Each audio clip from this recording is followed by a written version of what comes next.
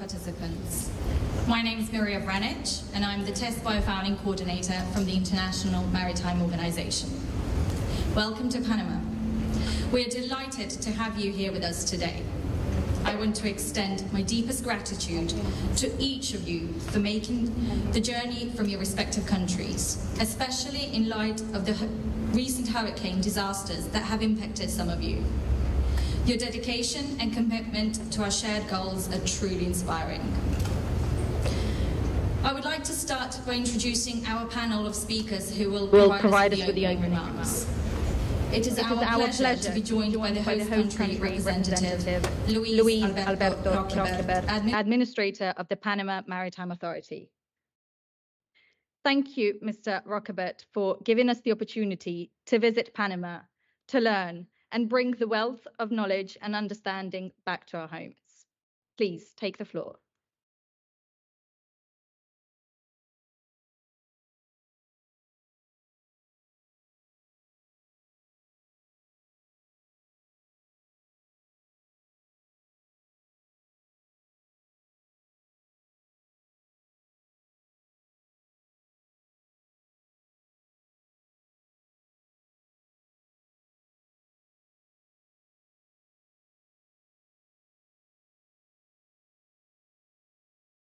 Well, good morning to everybody. Buenos días a todos y a todas. I'm going to take the opportunity now, I think, to practice my English. You know, has been a long time that I haven't been practicing too much, so this opportunity, I guess I can do it. If I make a mistake, please, sorry. So, first of all, I think when I received this invitation, like you know probably, I'm new in the post. Recently, in July 2nd, I took over as the administrator of the Maritime Authority here in Panama. So when they presented me this program, I feel like very much entitled, because I'm an engineer as a professional, you know. I'm not a politician, I'm not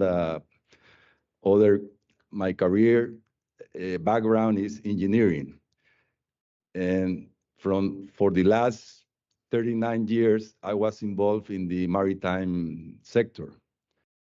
Briefly, I'm going to tell you more or less my history here.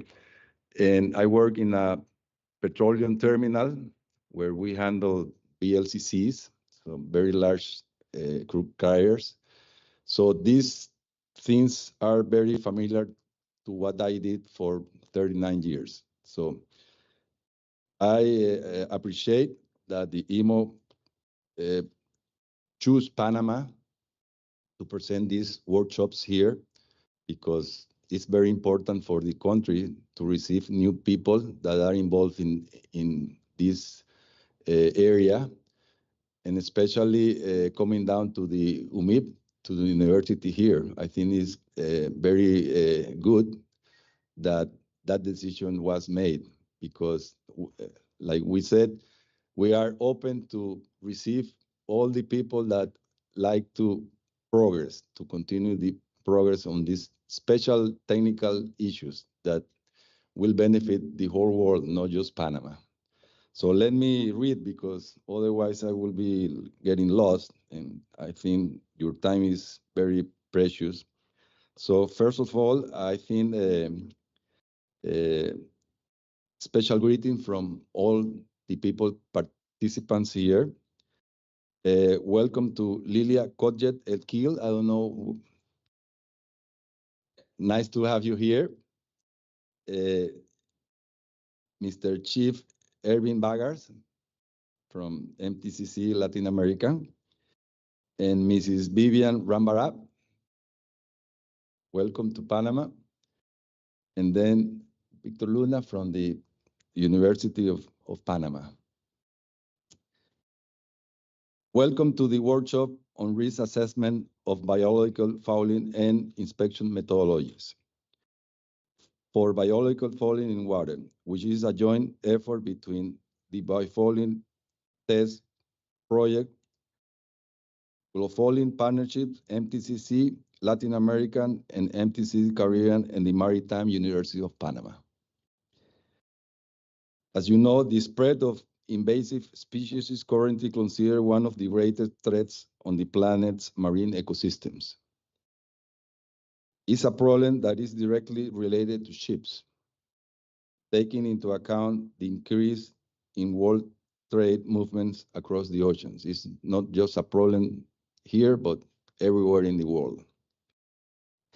This workshop highlights the importance of the risk assessment on fouling and inspection methods. Likewise, it allows you to see and observe in the field the whole cleaning technologies with the shipping water and the latest solutions applicable to the marine fouling.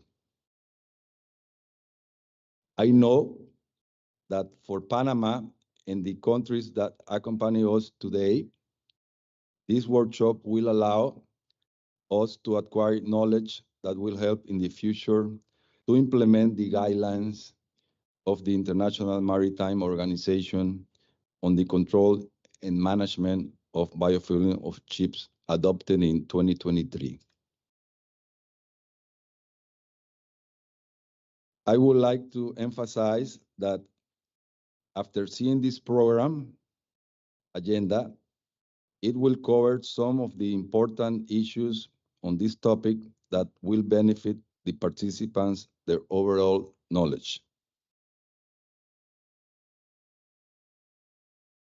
Frequently, these topics include a broad information at the end of the event that you can take to your countries, and from there, you will help to progress in these fouling effects. As I see in the agenda, you cover some important items like understanding and addressing the spread of invasive aquatic species, effective biofueling management strategies, and international guidelines. That's very important for us here because we need guidelines to live, and to continue progressing. That's important. Also, you will have the types and purposes of in-water inspections as well as the methods for undertaking them. See, that's a very important issues because sometimes you got guidelines, but you need the methods and the procedures. That's very important because you learn is from the practice, not sometimes from the guidelines. And finally, and also very important to me, even I'm a male, it's the cover of the actions to see us in IMO related to the gender equality. I think that's a very, very initiative that I'm 100%, again, in favor, because the woman has also a very important participant in these issues, So at the end of this period of a week, I guess you are going to be down here. I think I will have you the opportunity to see our country. And probably thank you, the organization, for having Panama into account as a destinations to have these workshops, as well as the participants from the different countries that accompany us in their participation. Enjoy your stay in Panama and have a good work days. Thank you.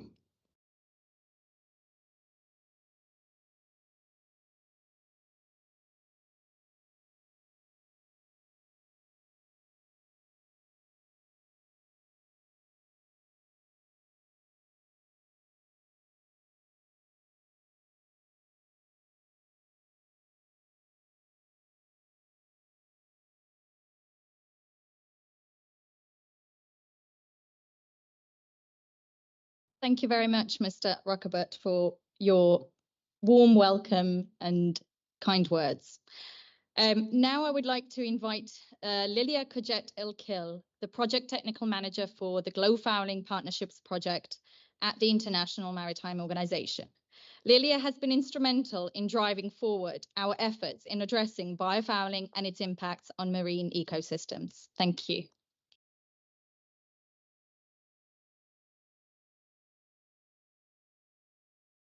Buenos días.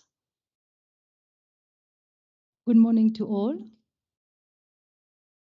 I am delighted to welcome you all on behalf of the International Maritime Organization to this training course on biofouling risk assessment and inspection methodologies. This training course is the result of two projects being executed by the International Maritime Organization, joining forces to have more impact. And it's a pleasure to have you on board. We have not less than 9 countries represented from the Latin America and Caribbean region: Argentina, Brazil, Chile, Ecuador, Jamaica, Mexico, Panama, of course, Peru, and Suriname. So as many of you are aware, biofouling on ships poses significant risk to our marine ecosystems because it can facilitate the spread, the introduction and spread of aquatic invasive species.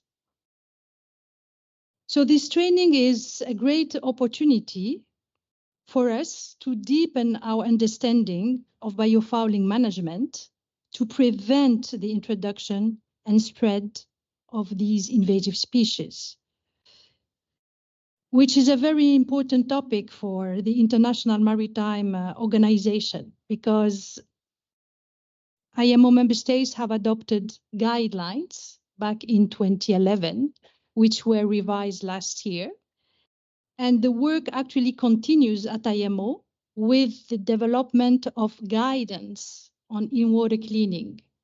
So this training course is quite timely with respect to policy development at the global level. So to walk us through this subject, we are fortunate enough to have with us a team of some of the best experts in the field who will be sharing with you their great insight and knowledge. The course will be delivered by Mr. Ashley Coates, Director, Biofouling Solutions. Ashley, I don't know, Ashley, he's hiding, he's there. Don't be shy, Ashley. With contributions from Miss Lina Ceballos Ozuna. She's there. Welcome, and thank you, Lina. She's Senior Environmental Scientist from the California State Lands Commission. And we also have the pleasure to have with us Mr. Gregory Roos, who is here. And Gregory is the principal investigator and senior scientist from the Smithsonian Environmental Research Center in Maryland. So we have a great deal of expertise and knowledge in the room. And that's why over the 2 days of this training course, I really encourage you to actively engage, ask questions, and share your perspectives as well, of course, to make the best of this knowledge that we will have available for these 2 days. Before I conclude, I would, of course, like to express my gratitude to Victor Luna Barahona, who is, of course, the president of the International Maritime University of Panama, for hosting us. Thank you very much.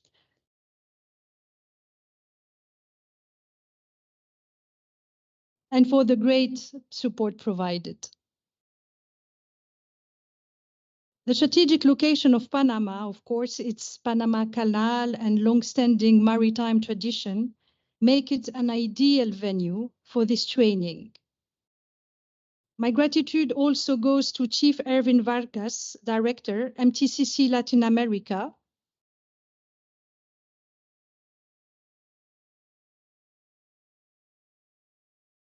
and to Ms. Vivian Rambarath Parosram, Director and Head, MTCC Caribbean,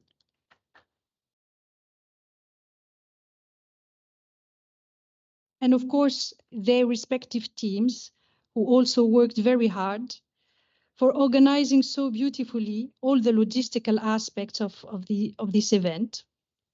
And last but not least, Mr. Luis Alberto Roquebert, Administrator of the Maritime Authority of Panama. Thank you very much for making the time to be with us this morning to open the training course.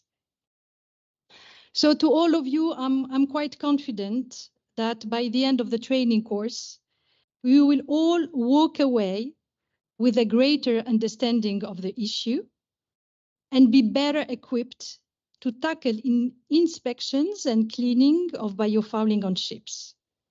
Thank you all, and I wish you a very productive training course. Thank you.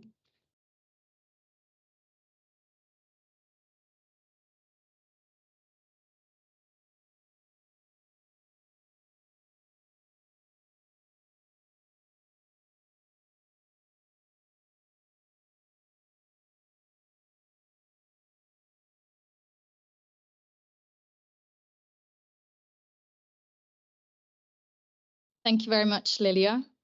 I would now like to invite Chief Erwin Vargas, the Director of MTCC Latin America, our co-organizer of the events.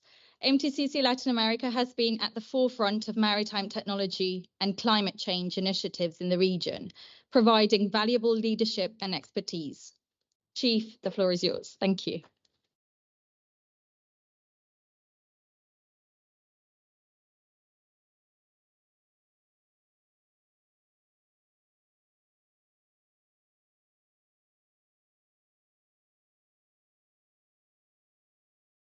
Good morning, ladies and gentlemen.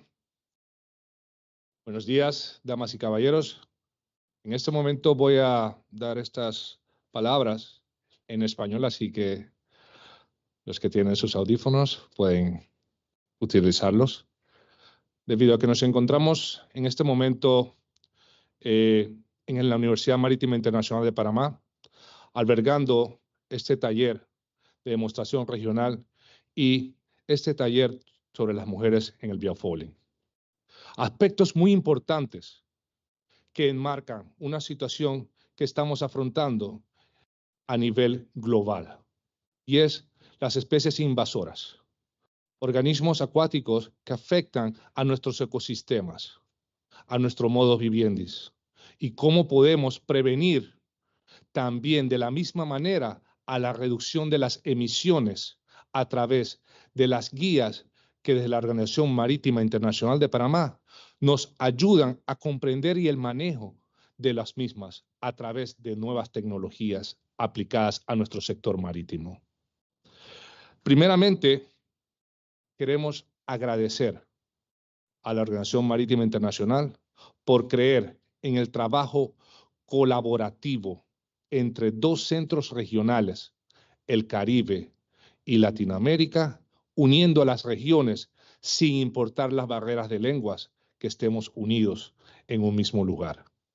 Siendo Panamá el lugar o el epicentro donde se unen las Américas, creemos que es un momento crucial para seguir fortaleciendo los lazos de cooperación regional con todas las entidades, organismos y asociaciones, para que trabajemos con el mismo fin. La investigación, el desarrollo, las tecnologías y, por supuesto, la creación de capacidades nos darán herramientas muy importantes para que nuestro ecosistema, nuestro mundo sea mejor, involucrando a las mujeres como parte de nuestros ODS, involucrando a todos los organismos, involucrando a las autoridades marítimas regionales. Quiero agradecer a Lilia, a Marilla, a Vivian, al team de MTCC Caribe, por supuesto a nuestro rector de la universidad, al administrador de la Autoridad Marítima, señor Roquever, al subadministrador, Alexander de Gracia, a nuestro personal académico a través del vicerrector académico y a todas las partes que no podemos seguir mencionándoles porque estamos agradecidos por todos los esfuerzos que han hecho este evento posible. Gracias y esperamos que estos talleres tengan un objetivo principal, que puedan llevarlo a sus países y puedan ser implementados a través de los conocimientos que ustedes van a adquirir en estos 2 días, en esta semana. Esta semana va a ser muy productiva para ustedes y sabemos que cada momento que ustedes vean ahora en adelante sabrán que nuestro ecosistema lo vamos a salvar por sus trabajos que están realizando. Gracias. Thank you all of you for your kind attention. And please enjoy the workshops all the week. Thank you.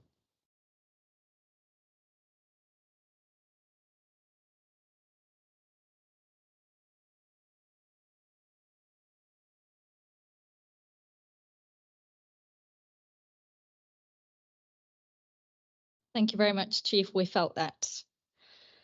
Now I would like to invite Mrs. Vivian Rambarath Parasram, Director and Head of Maritime Technology Corporation Center of the Caribbean, our implementing partner.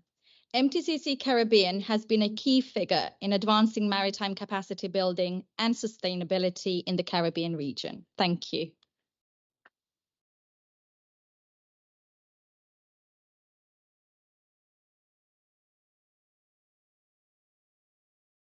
Good morning and buenos dias. This morning, I have the honor of bringing greetings on behalf of the Maritime Technology Corporation Center, Caribbean, and our host institute, the University of Trinidad and Tobago. What about this university? UTT is a multi-campus facility that offers an expansive array of programs that include specialized engineering programs in utilities, renewable energy, process engineering, education, and our diversity expands into sports, fashion, performing arts, and of course, marine and maritime.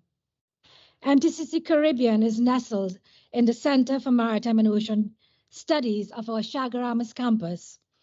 That campus offers programs leading to UK MCA licensed officers of the watch at the operational level and several undergraduate and postgraduate degrees that cover nautical sciences and maritime operations, as well as ocean and coastal management. As MTCC Caribbean, we draw heavily on the expertise of our host institution. We have been leading the required applied research with associated capacity building activities to progress maritime decarbonization in the Caribbean and the Latin American region. As we gather here this morning to begin 5 days of training and exchange of ideas on the management of biofouling from ships, cognizant of the need to urgently reduce shipping emissions, we must take a moment to offer our prayers for our colleagues, friends, and family in Grenada, St. Vincent and the Grenadines, and Jamaica that have once again suffered from the devastating impacts of Hurricane Beryl. Beryl continues to do damage. That is in Houston. Currently, there are friends and family there that are being battered. The tragic loss of life and the massive infrastructural damage to the islands are a stark reminder of our purpose here today, to explore solutions, to overcome barriers, to progress decarbonization, mitigate climate change, and of course, manage invasive aquatic species and biofouling. MTCC Caribbean is deeply grateful for the support of the International Maritime Organization and the European Union for investing in the creation of the global MTCC network. Their investment have paved the way for the implementation of the test biofouling project, of which we are all now beneficiaries. The project was funded by the Norwegian Agency for Development Cooperation. We are grateful as well that this support has allowed other donors seeking to support SIDS and LDCs, such as the Kingdom of Saudi Arabia and the Inter-American Development Bank, has also been using the MTCCs to progress their environmental agendas. A very special thank you to these donors for their continued investment into the Caribbean and the Latin American region. The IMO and MTCC teams have worked hard to develop an exciting agenda that promises to be both fun and insightful. I wish you a very productive workshop. Coordinating this event has tested the logistical fortitude of our teams. IMO colleagues, Maria, thank you for working with us and once again affording us the opportunity to expand our reach. Our meeting here in this esteemed university would not have been without the support of our colleagues from MTCC Latin America. Our colleagues, Chief Vargas and Javier, you have earned a special place in our hearts, and I certainly hope we have the pleasure of hosting you in Trinidad and Tobago. I hope you and your president will take the time to visit our campus and deepen our linkages and collaboration. Your unwavering support has truly ensured that every detail and contingency has been catered to.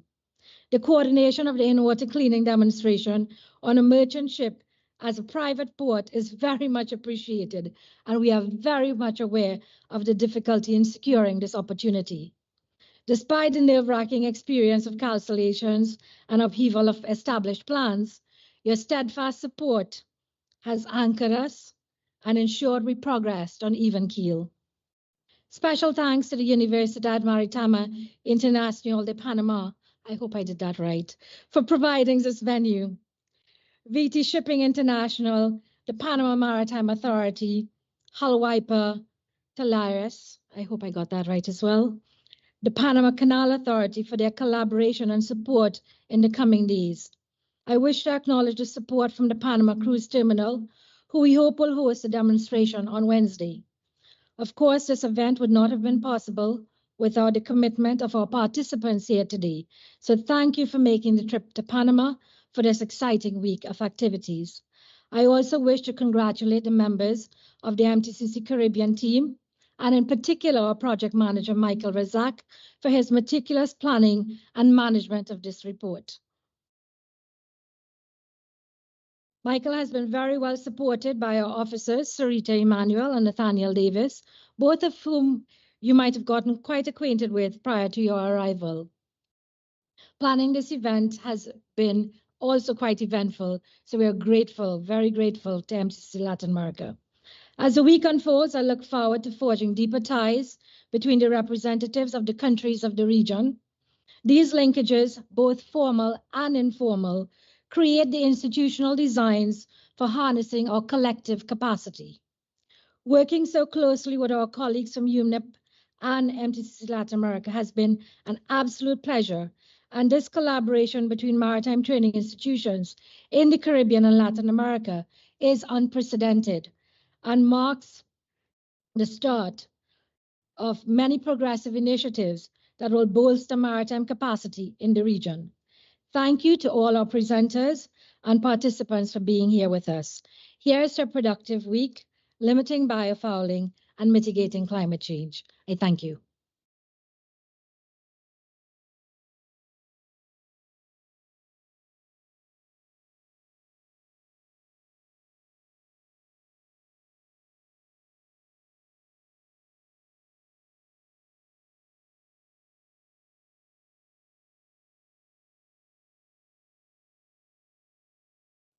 Thank you, Vivian.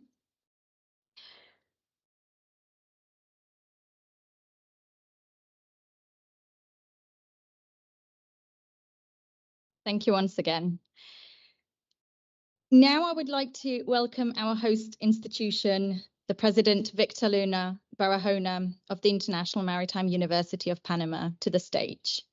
President Barahona has been a leading voice in maritime education and has significantly contributed to the development of maritime professionals in the region. Thank you.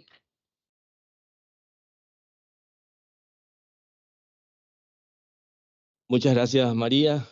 Thank you very much. Muchas gracias a todos por esta oportunidad que le dan a la Universidad Marítima Internacional de Panamá de ser el host, el nicho de intercambio de conocimientos, de intercambio de experiencias que serán muy fructíferas para todas las autoridades marítimas de la región, las organizaciones y asociaciones que nos van a estar acompañando durante esta muy larga semana, pero muy productiva. En nombre de toda la comunidad universitaria, los vicerrectores, académicos, investigación, el secretario general de la universidad, todo el equipo UMIP, bienvenidos a la Universidad Marítima Internacional de Panamá a disfrutar de estas 3 días de largo de trabajo y, por supuesto, los 2 días de talleres en el sector mismo. Estamos convencidos de que las experiencias y conocimientos que los diferentes expositores tendrán lugar durante esta semana serán una gran gota de conocimiento, serán un gran mar de conocimiento y experiencia para todos los que hoy estaremos participando como objeto de recurso humano que va a ser transferencia de conocimiento y experiencias en sus respectivos países y organizaciones. Muchas gracias a todos. Muchas gracias, por supuesto, a la Organización Marítima Internacional. Muchas gracias al esfuerzo de MTCC Caribe. Muchas gracias al equipo de MTCC Latinoamérica. Y, por supuesto, muchas gracias a la Autoridad Marítima de Panamá por acompañarnos y apoyarnos en esta jornada que inicia el día de hoy. A todos los participantes, muchos éxitos y sepan que tienen en la Universidad Marítima Internacional de Panamá a un gran socio, a un gran apoyo en el futuro. Muchas gracias.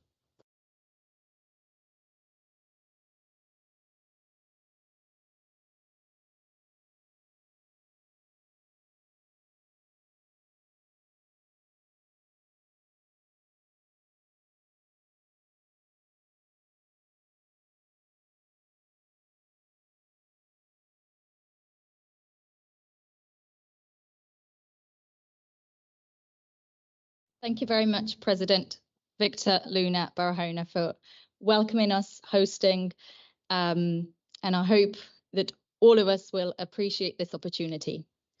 Before we begin, I would like to introduce you to our two key individuals, two colleagues from the International Maritime Organization, who will be playing a vital roles throughout our workshops. We have Will Griffiths from the International Maritime Organization. Hello, Will. And he will be providing a virtual reality experience that is just set outside of this room that will enhance your understanding and engagement with the topics at hand. So please feel free to try out the experience during coffee break and lunch times. Additionally, we also have Corinne Langlois, our IMO's communication officer. Corinne will be reaching out to some of you to conduct short interviews, which will feature insights and experiences of the workshops.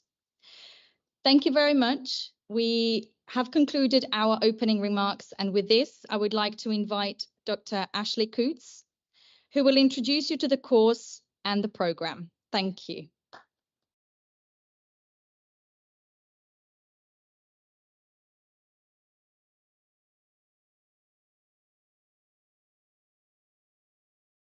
All good. Hello, everyone. My name's Ashley Coutts, and wow, what a privilege to be here in Panama. It's been a lifelong goal for me, and I didn't think I'd ever get here, but to see Panama Canal. It's such an engineering feat and such an important part of maritime trade. So I'm really looking forward to seeing it. Also, I'm privileged to be a part of this course from the IMO. I've been commissioned to write this course on biofouling risk assessments and in-water inspections. And my journey started when, back in 1996, I was undertaking a master's degree and started diving on ships in Tasmania in Australia. And the hypothesis we had at that time, albeit back in 1996, was maybe these invasive aquatic species are not only being moved around the world via ballast water, but maybe it's been a historical issue all along on the outside of vessels, so biofouling or hull fouling. So all those years ago, I was diving underneath ships and quantifying whether this was a risk. So this area is very, very passionate to me. I'm very, very invested in it. And today I spend most of my life traveling around the world, inspecting vessels, in trying to provide them guidance as to what cleaning they need to do in order to meet various standards. So this course is more of a coalface experience type of course. It's trying to provide you with a real life understanding of undertaking biofouling risk assessments, in-water inspections that ultimately are leading towards in-water proactive cleaning, ideally under the guidelines. But the reality of that is it's quite challenging, and there's a lot of considerations as far as part of that process. So this is the first attempt at delivering this course. Please bear with us because we'll be running on our feet trying to make things work. So please judge us on the content, not necessarily some of the technical issues that we may or may not have. The other thing I'd like to communicate is that the presentations will probably deliver them down at this level with a microphone, because it's not about us being up here. It's about us being down there in amongst you, and we really engage your questions as we go along. If there's something you have a burning question, please don't be embarrassed or hesitate to ask that question if you feel that it's important at that point in time. Alternatively, jot the question down, and when we finish that particular module, then we'll have time to ask questions. So the course consists of 6 modules.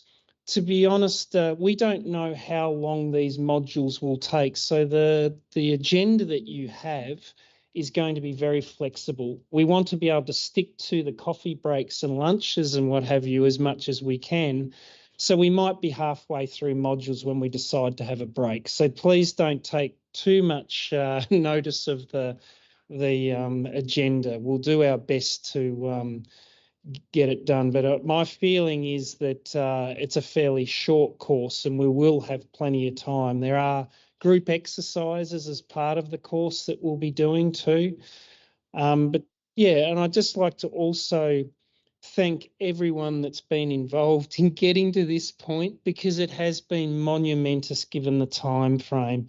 And obviously Wednesday's hopefully hull cleaning exercise is very important to this course, because it's all very well to have guidelines that may ask vessels or ships to maintain biofouling at low levels, but how do you do that?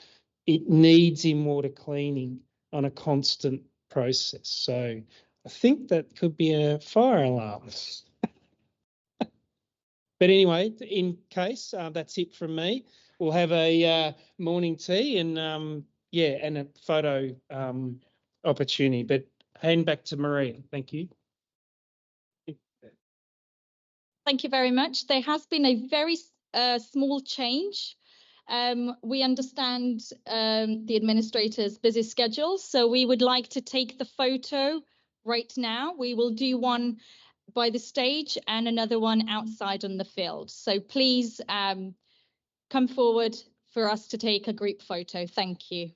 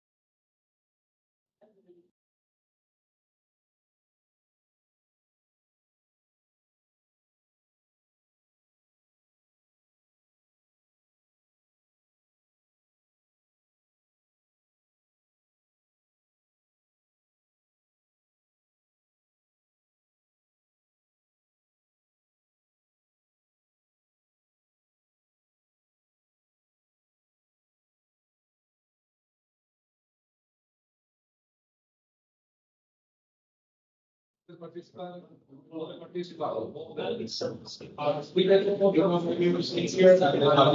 go upstairs. There are other participants can go upstairs. Please, all the participants. No. Follow me. Yes. Follow me. All the participants. Please.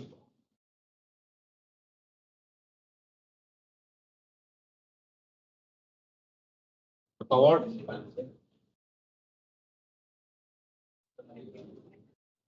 Yeah. Hello, sir. Are you? I'm fine, thank you. Buenos días. Vaya, mucho gusto.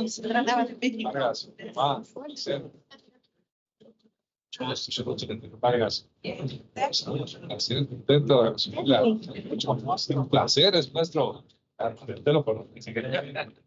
De la casa. Un placer, ¿cómo estamos? Marinos, para servirle. ¿Cómo estamos? Mucho gusto. Excelente. Placer. Placer. Para servirle. Caballero. Placer. Hola. Placer. Hola, hermanos. Placer. Bueno. ¿Cómo estás? Pues, ya. ¿Podemos poner un poquito más? Por favor, adelante.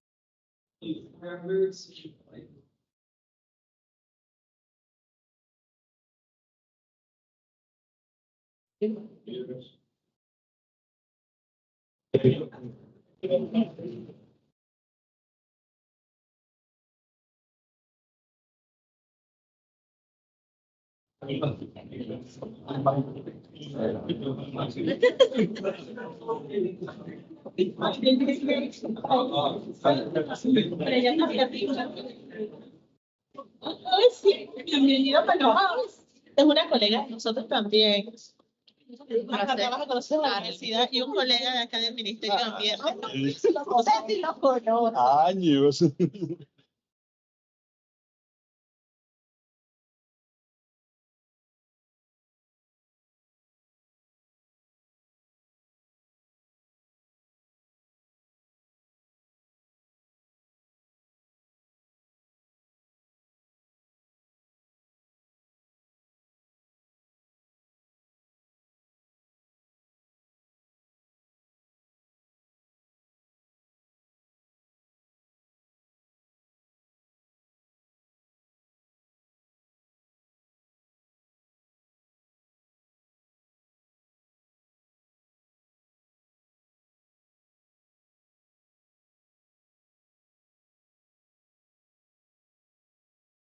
Thank you very much, everyone. Just as a quick update that we will be commencing with module 1 now. And our break is scheduled at 10:40 to 11 a.m. So we will begin with module 1, and how much we go through will stop and commence after the coffee break. Thank you.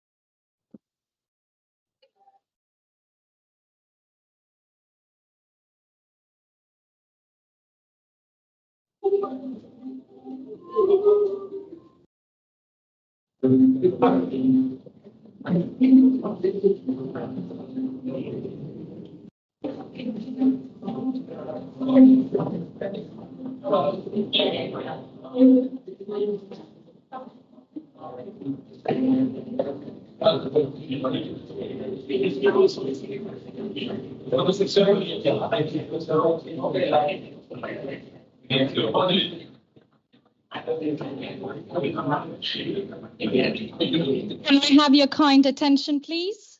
We would like to commence with Module 1, so I would be grateful if you can take your seats. We will be distributing some module slides for you to follow.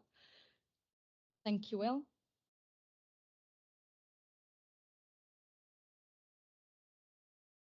Once again, the coffee break is scheduled for 10:40, and we have our first presenter, Lena.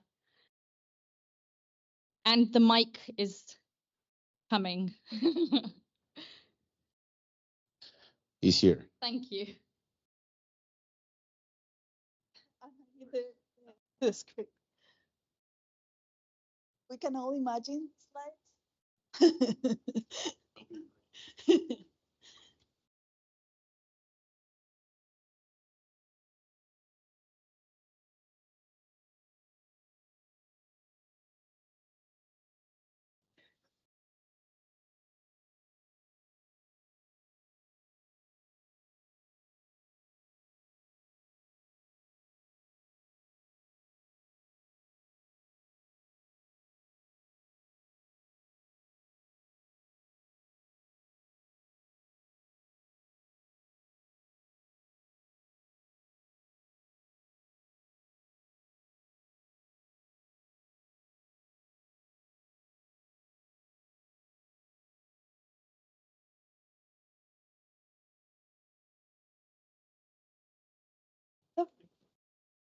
Hola, buenos días. ¿Qué tal está el sonido? La voz, volumen bien. Good morning, everyone. Thank you for being here. Thank you, IMO, for inviting me. It's always a pleasure to be part of this project, and I have had the opportunity to help a little bit in other trainings, and it has been a great experience for me as well. So thank you. I'm so happy to see so many familiar faces here. So He's definitely this participation with the biofouling has been proven to create these connections and keep building these working groups. And that's pretty much one of the main objectives. So I think it's great. Also, I'm going to be speaking in English, but feel free to ask questions in Spanish. I speak Spanish, and if you feel more comfortable asking a question in Spanish, just go ahead and do that. I'll be happy to answer. So thank you, Dr. Kutz, for putting together these slides. As he said, this is a pilot, so this is the first time that we do this. This is the first time that I delivered this module, so just bear with me as we go through this training. And feel free to ask questions anytime or at the end. So the module 1 is going to be a brief introduction to biofouling. I know that a lot of you already know this, are very familiar with these concepts, but I think it's important to kind of refresh our minds and remind us why we're here and why this is important.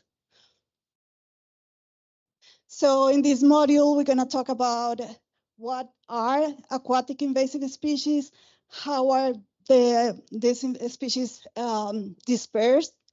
I'm going to talk a little bit about the IMO biofouling guidelines, and then the 2 projects that brought us here, the test biofouling and the biofouling partnership project. Okay. So what are invasive aquatic species? Also, some people say aquatic invasive species, and I probably will be using those terms interchangeable. So, but what are aquatic invasive species?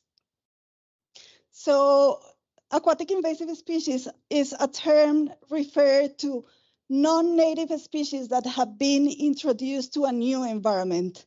So, and in addition to that, once they are introduced, they cause impacts in many different aspects, including the human health, the economy, and the aquatic environment.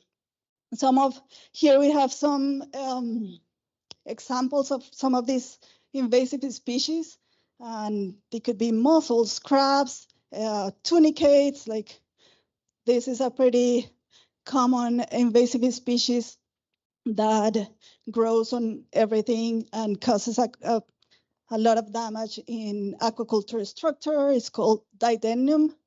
But the common name is sea vomit, and you guys can see why. And this is a short video that talks about the problem. So I'm going to play it, and hopefully the sound comes. Oh, can we? Wait. Can we do it? Let's see, let's go back. Maybe if we increase the volume.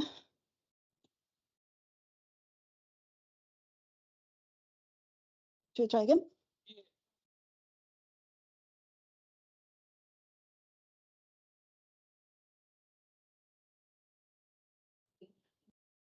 Billions for the economy of the country. The International Maritime Organization is at the forefront of the global effort to address this problem through their Biofouling Partnerships project. Julia Alagna reports from Italy.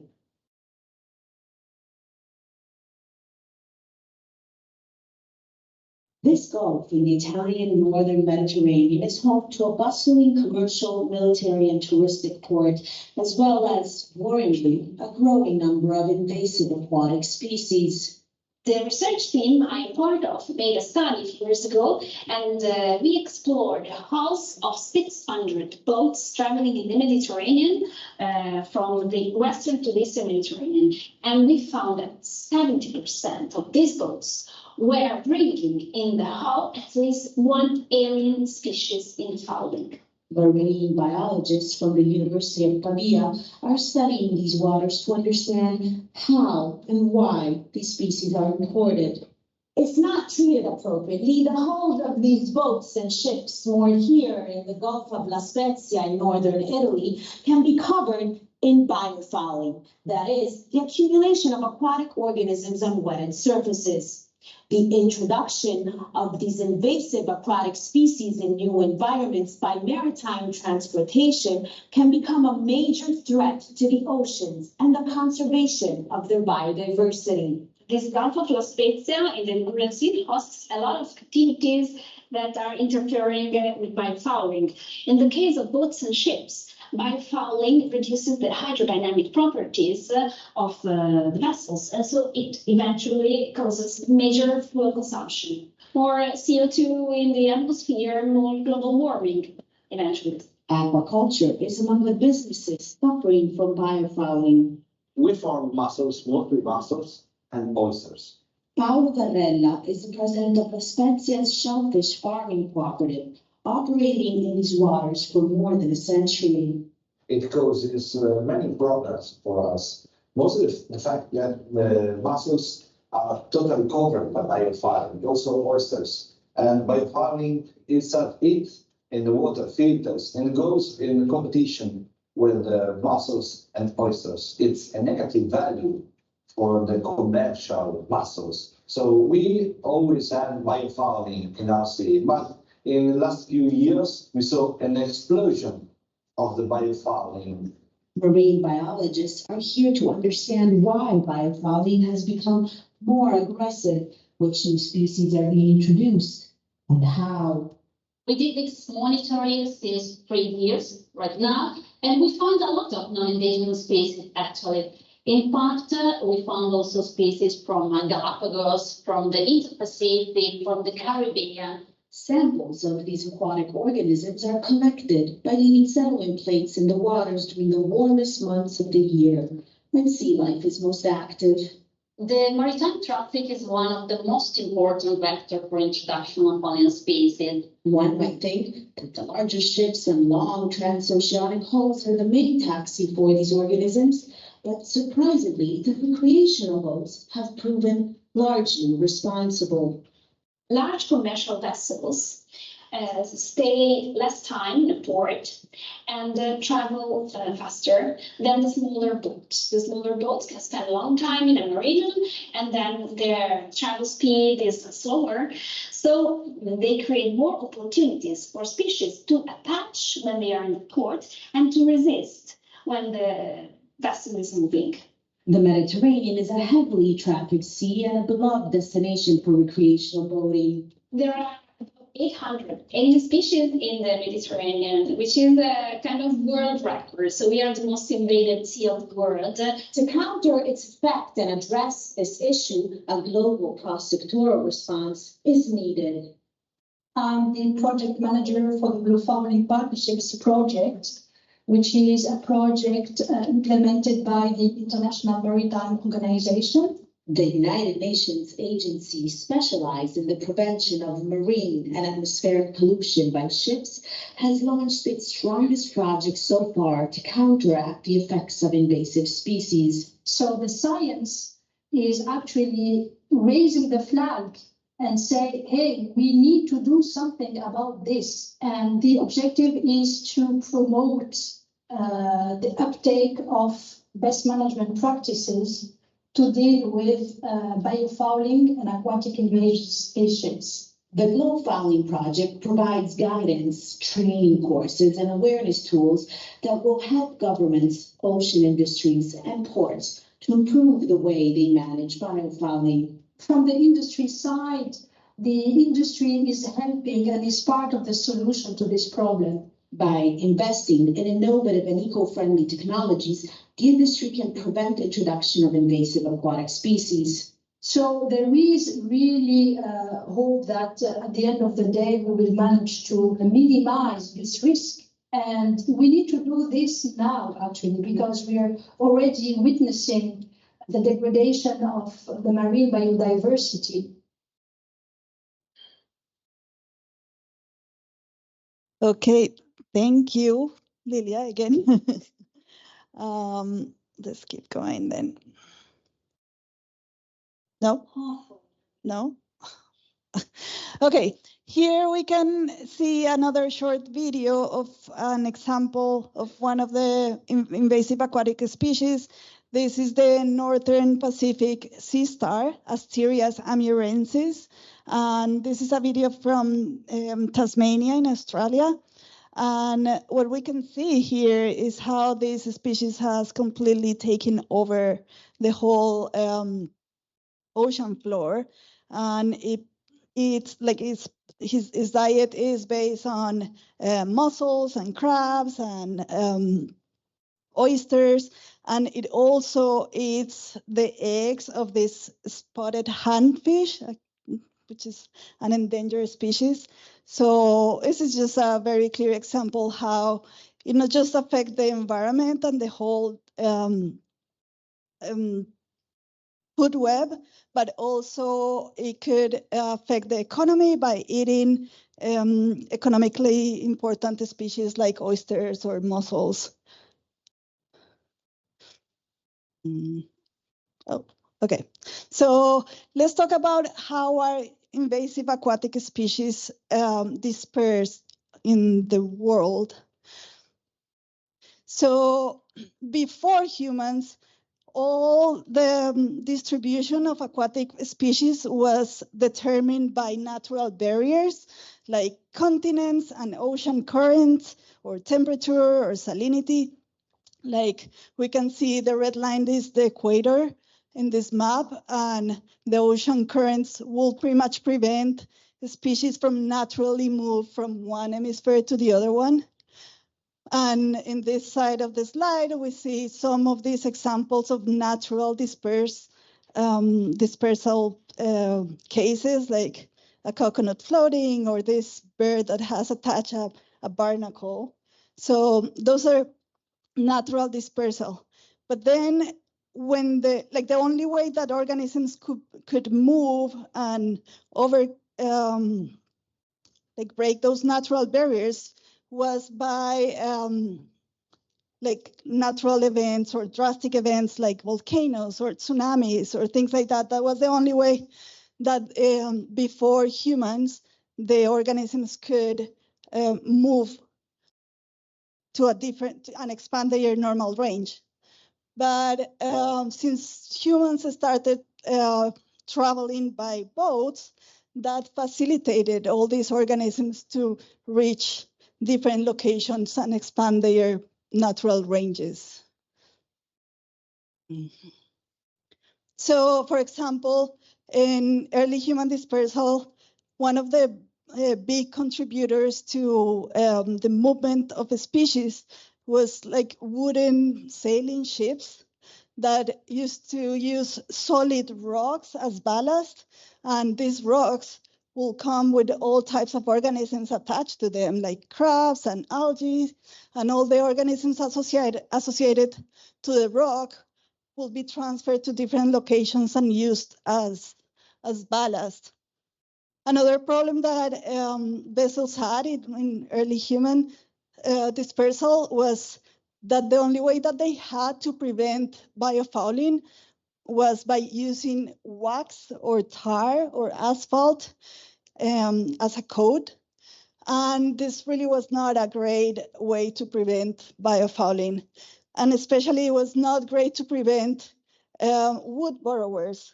There are these ship worms that create these holes in the hole,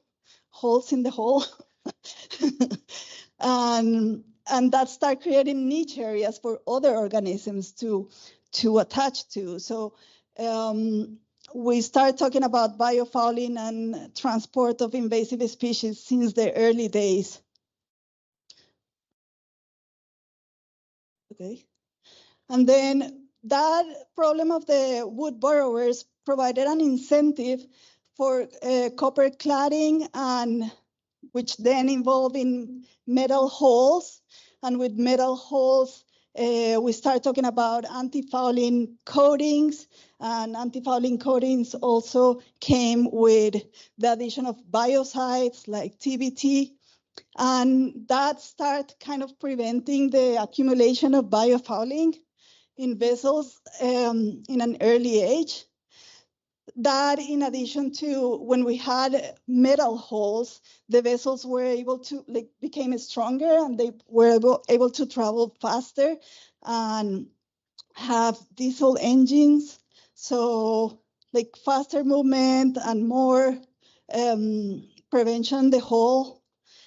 In addition to the development of port facilities and like less time in ports, that caused an impact in reducing the biofouling accumulation in vessels recently. However, when we look at this in the modern day, this is a snapshot of the traffic, of the shipping traffic in 2021, I think.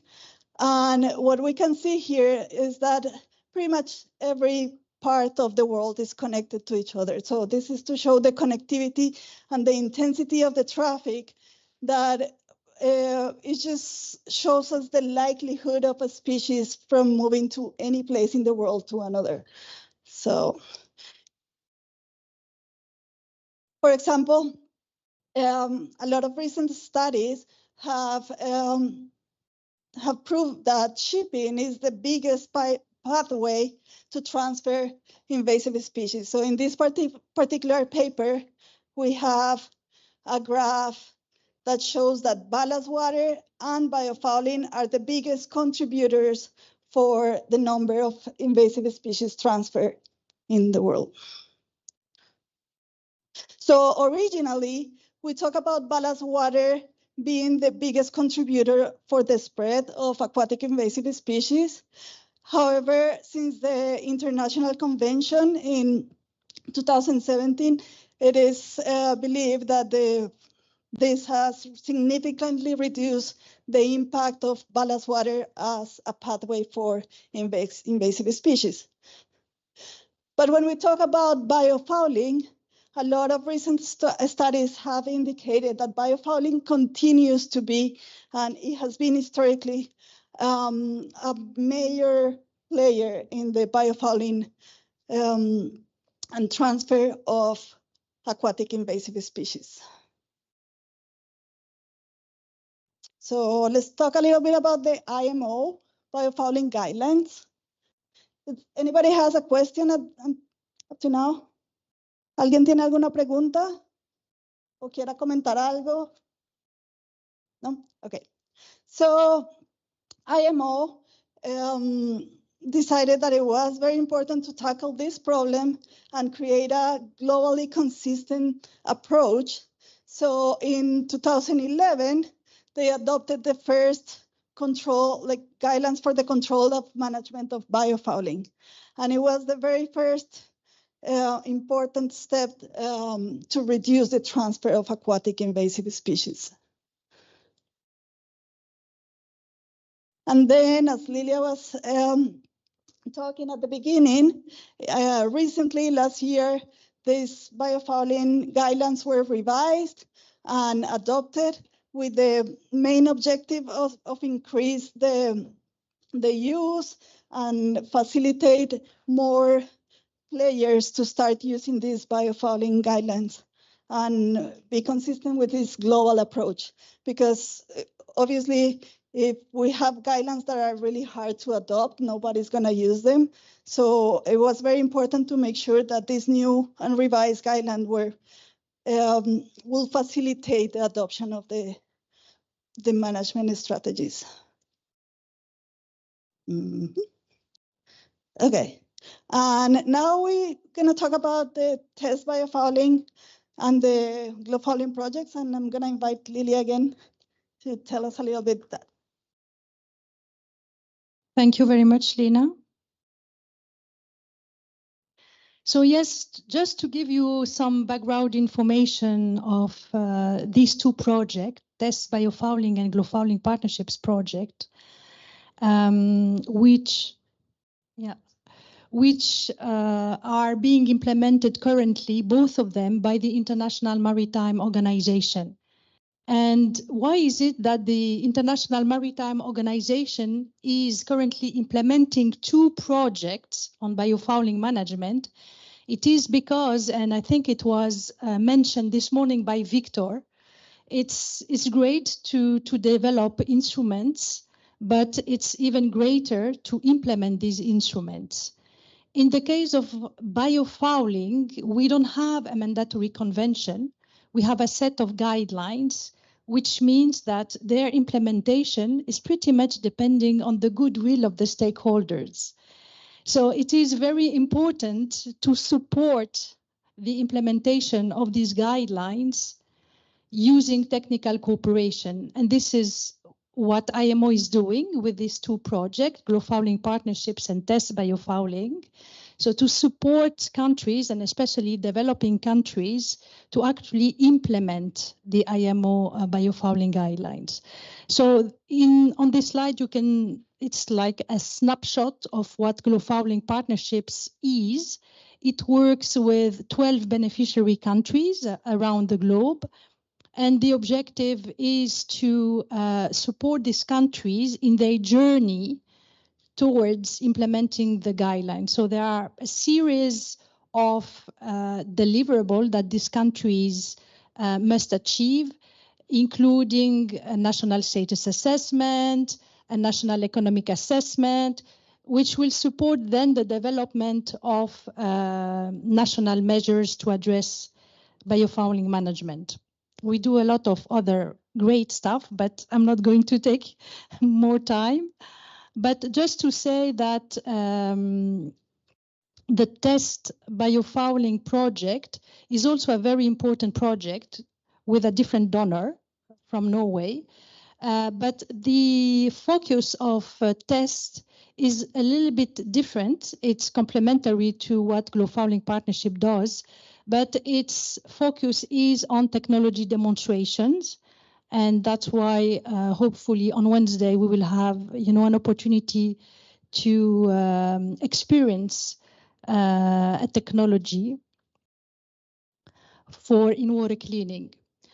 So yeah, just to say that although IMO is implementing these two projects with separate donors, we really work hand in hand. We're one team, and we implement activities together and as much as possible. And this is what we are doing now in Panama. So it's a joint series of activities, and hopefully by joining forces, we can accelerate the uptake of the biofouling management guidelines.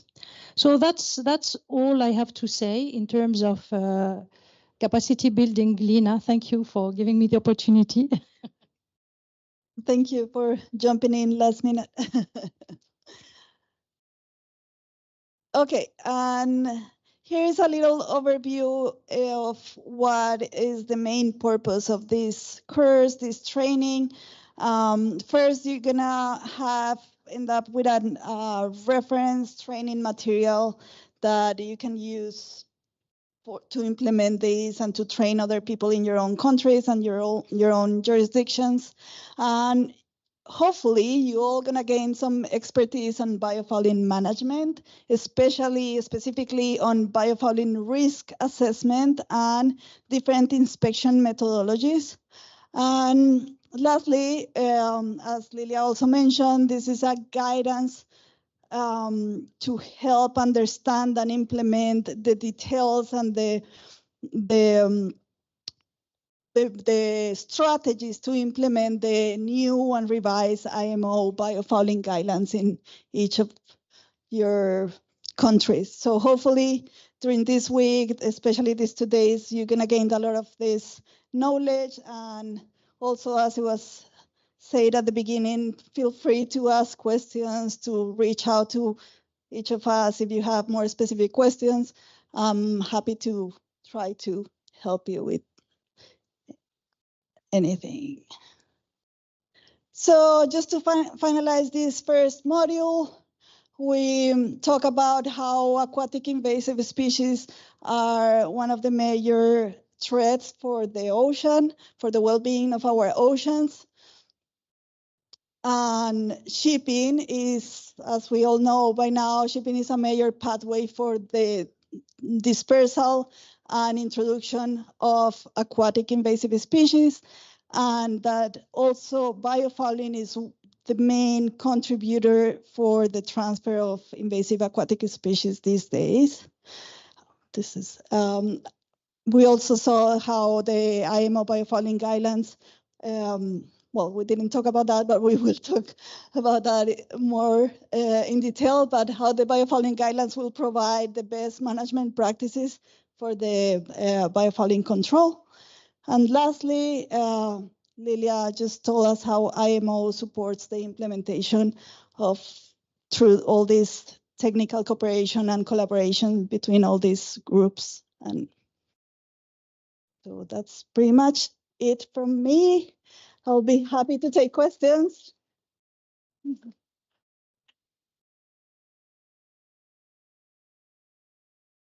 Questions? Preguntas, comentarios? I know it was kind of brief and general, but hopefully you will get a lot more detail in the next modules. So, coffee break or? Thank you very much, Lena. So now that there are no questions, we can take a break. The setup is through the doors straight, and on your left there is a cafeteria all set up for us. So please grab yourself a coffee, water, nibble on some pastry and biscuits, and then we'll be back here at 11 o'clock. Thank you.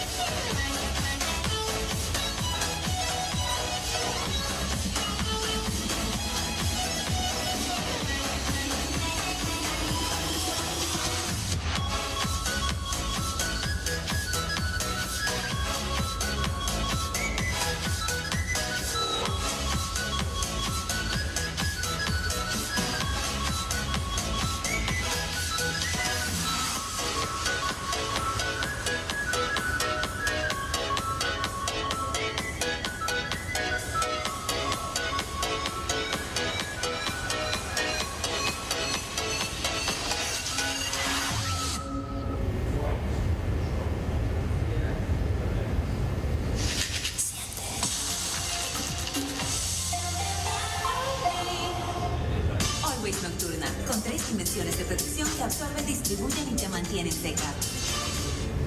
10, 9, 8, 7, 6, 5, 4, 3, 2, are you ready?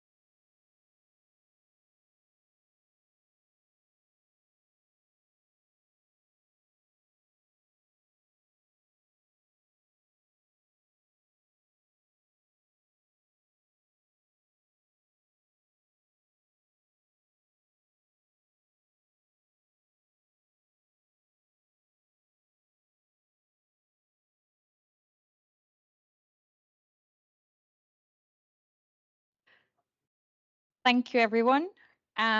We will commence with Module 2, Introduction to In-Water Inspections. And we will have, oopsie. And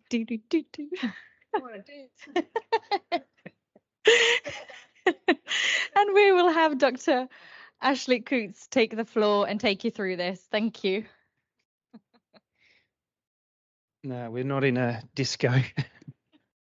Okay. Is everyone here? Obviously, I don't know if everyone's here, but yeah, we'll make a start on the introduction to in-water inspections. Now, the course is labelled Biofouling Risk Assessments and In-Water Inspections Methodologies, but the reason why I wanted to start with in-water inspections is because it's sort of setting the scene, so hopefully you understand my logic.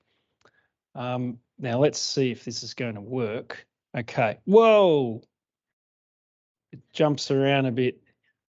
Okay. So this comprises of, I've divided this into two sections. So I'm going to explain the type of in-water inspections and also some of the inspection methodologies. So that's the structure of this unit. Don't need to. Right, types of in-water inspections. There are mainly the 4 types of inspections that occur on ships today. The first one, when it wants to go. Maybe I need to do this. Ah, there we go. I've been pointing in the wrong direction. So the first one is scientific research.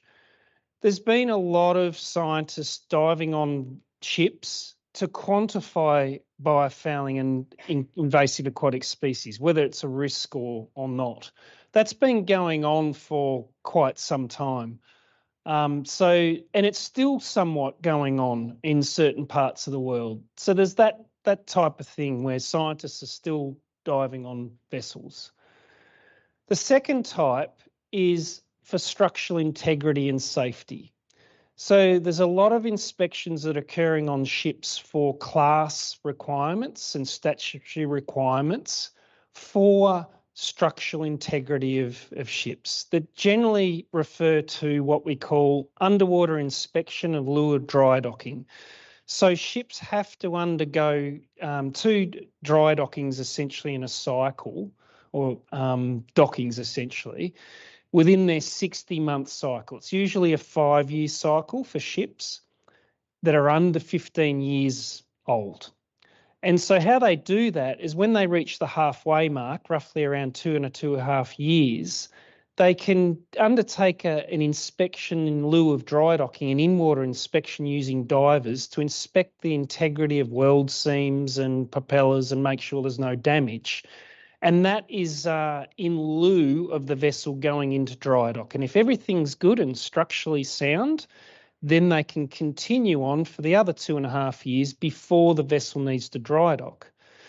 Now, this requires divers because they use certain instrumentation to inspect the hull. Now, these inspections are going on almost every day around the world using commercial divers. So it's very, very frequent. And this is important to understand this because this is an opportunity that while you're undertaking a UWorld, you could also undertake an inspection for biofouling and invasive aquatic species. So join them together.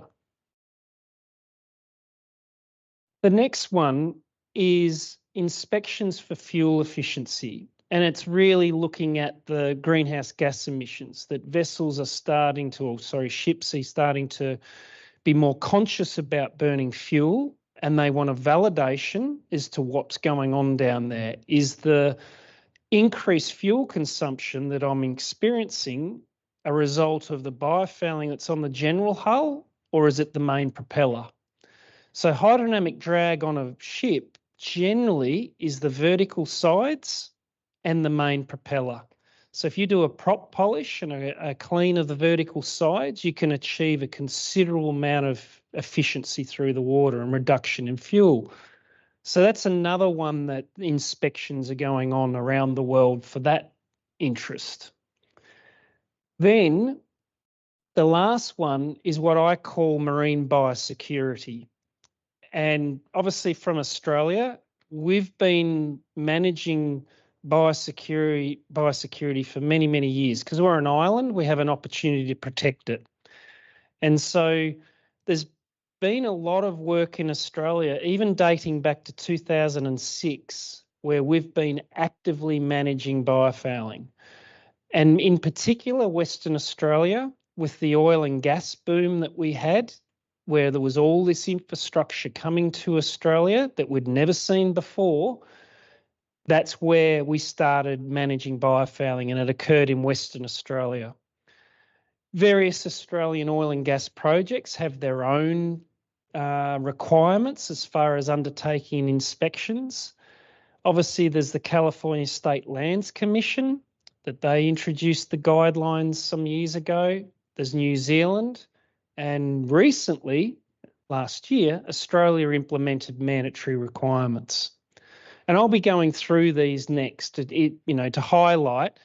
I need to emphasise this course is more focused on the biofouling guidelines, but I want you to understand that there are other countries and other regimes around the world that are actively managing biofouling using slightly different standards. So I just want to provide that background.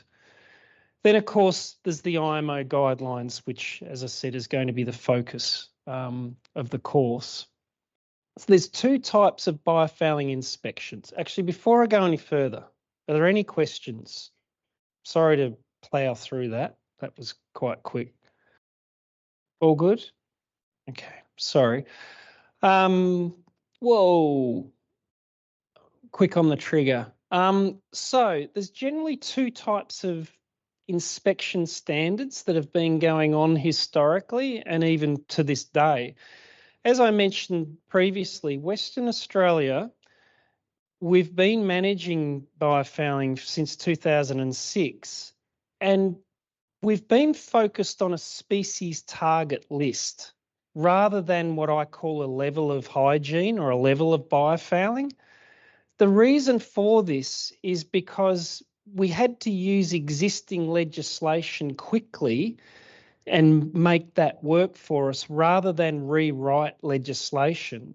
So what we did is essentially have existing acts and regulations that really stipulated we could change the the regulations to prohibit certain species. So that meant that when you were doing inspection, if you didn't find those target species, you were good to go. Doesn't necessarily mean you can still have growth, but provided you don't have any prohibited species. So that's one standard. The other standard, which is more focused on what the guidelines are trying to convey, is a level of hygiene. And this is the two pictures I'm showing here. So the guidelines are pretty much saying we want you to try and maintain your hull at a level of 1 or less. And I'll be showing you the scale a little bit later, rather than have like macro fouling. So it's not species specific. It's a level of hygiene that what they're targeting. And this is where some other oil and gas projects have been implementing the level of hygiene. California's focused on that. It's based on the guidelines. New Zealand's standard is the highest standard in the world, and that focuses on a level of hygiene. You must be clean. And also Australia's biofouling management requirements. So the Commonwealth is implemented whereby it's saying, you know, maintain a clean hull, not a species specific. But in Australia, we also have states that have their own requirements. So there's two standards going on in Australia. So that's the basis. So whenever you're doing an in-water inspection, generally there's two standards that are occurring. But for IMO and the guidelines, it tends to be a level of hygiene. So that's what I'll be sort of focusing on for the rest of the course. Are there any questions on that? Any at all? Okay. So I'm going to step through these various jurisdictions and standards to give you a little bit more context. So as I said, it started in Western Australia back in 2006. We had a significant oil and gas boom. We had huge projects going on. And as a result, the regulatory authority, DPIRD, essentially needed to act quickly.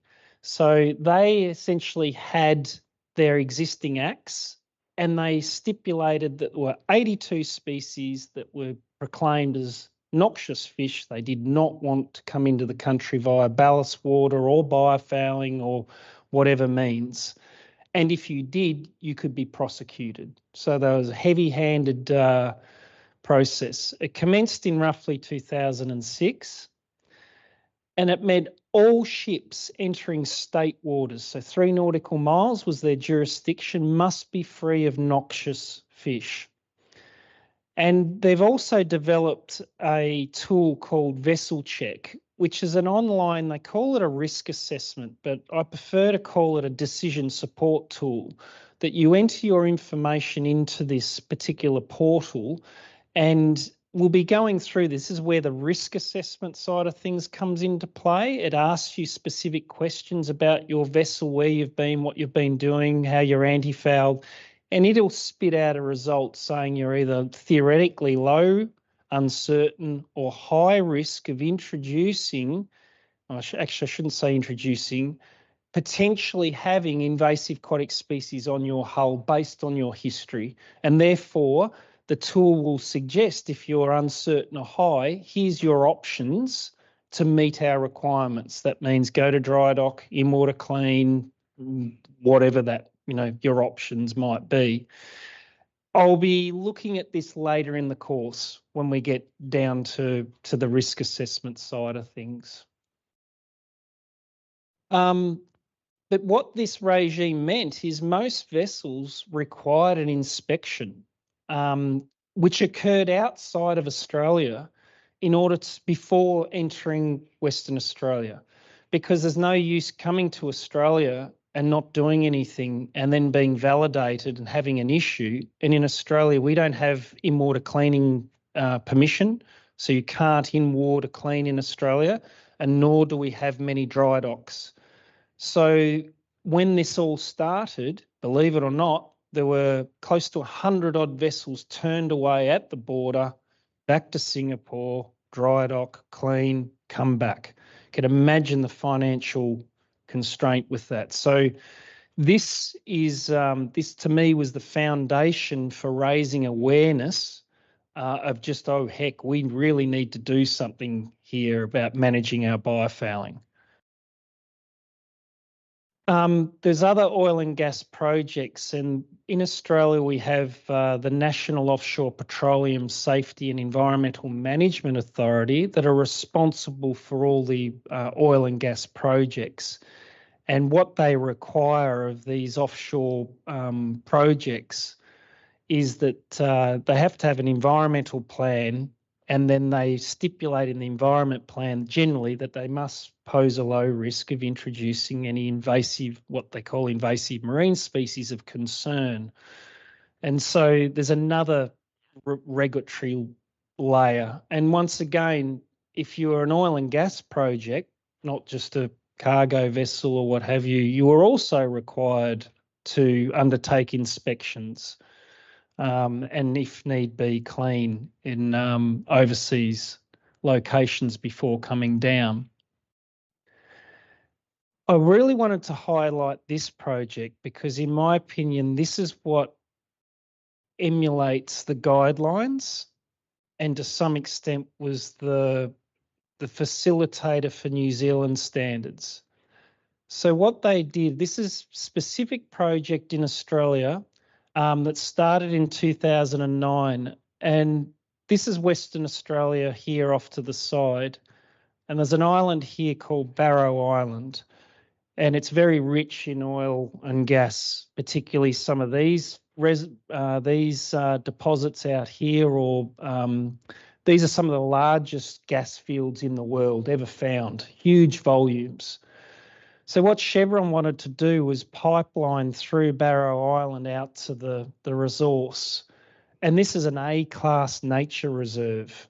So Chevron was going to build infrastructure and bring vessels into an A-class nature reserve. How do you do that without having an impact on the environment?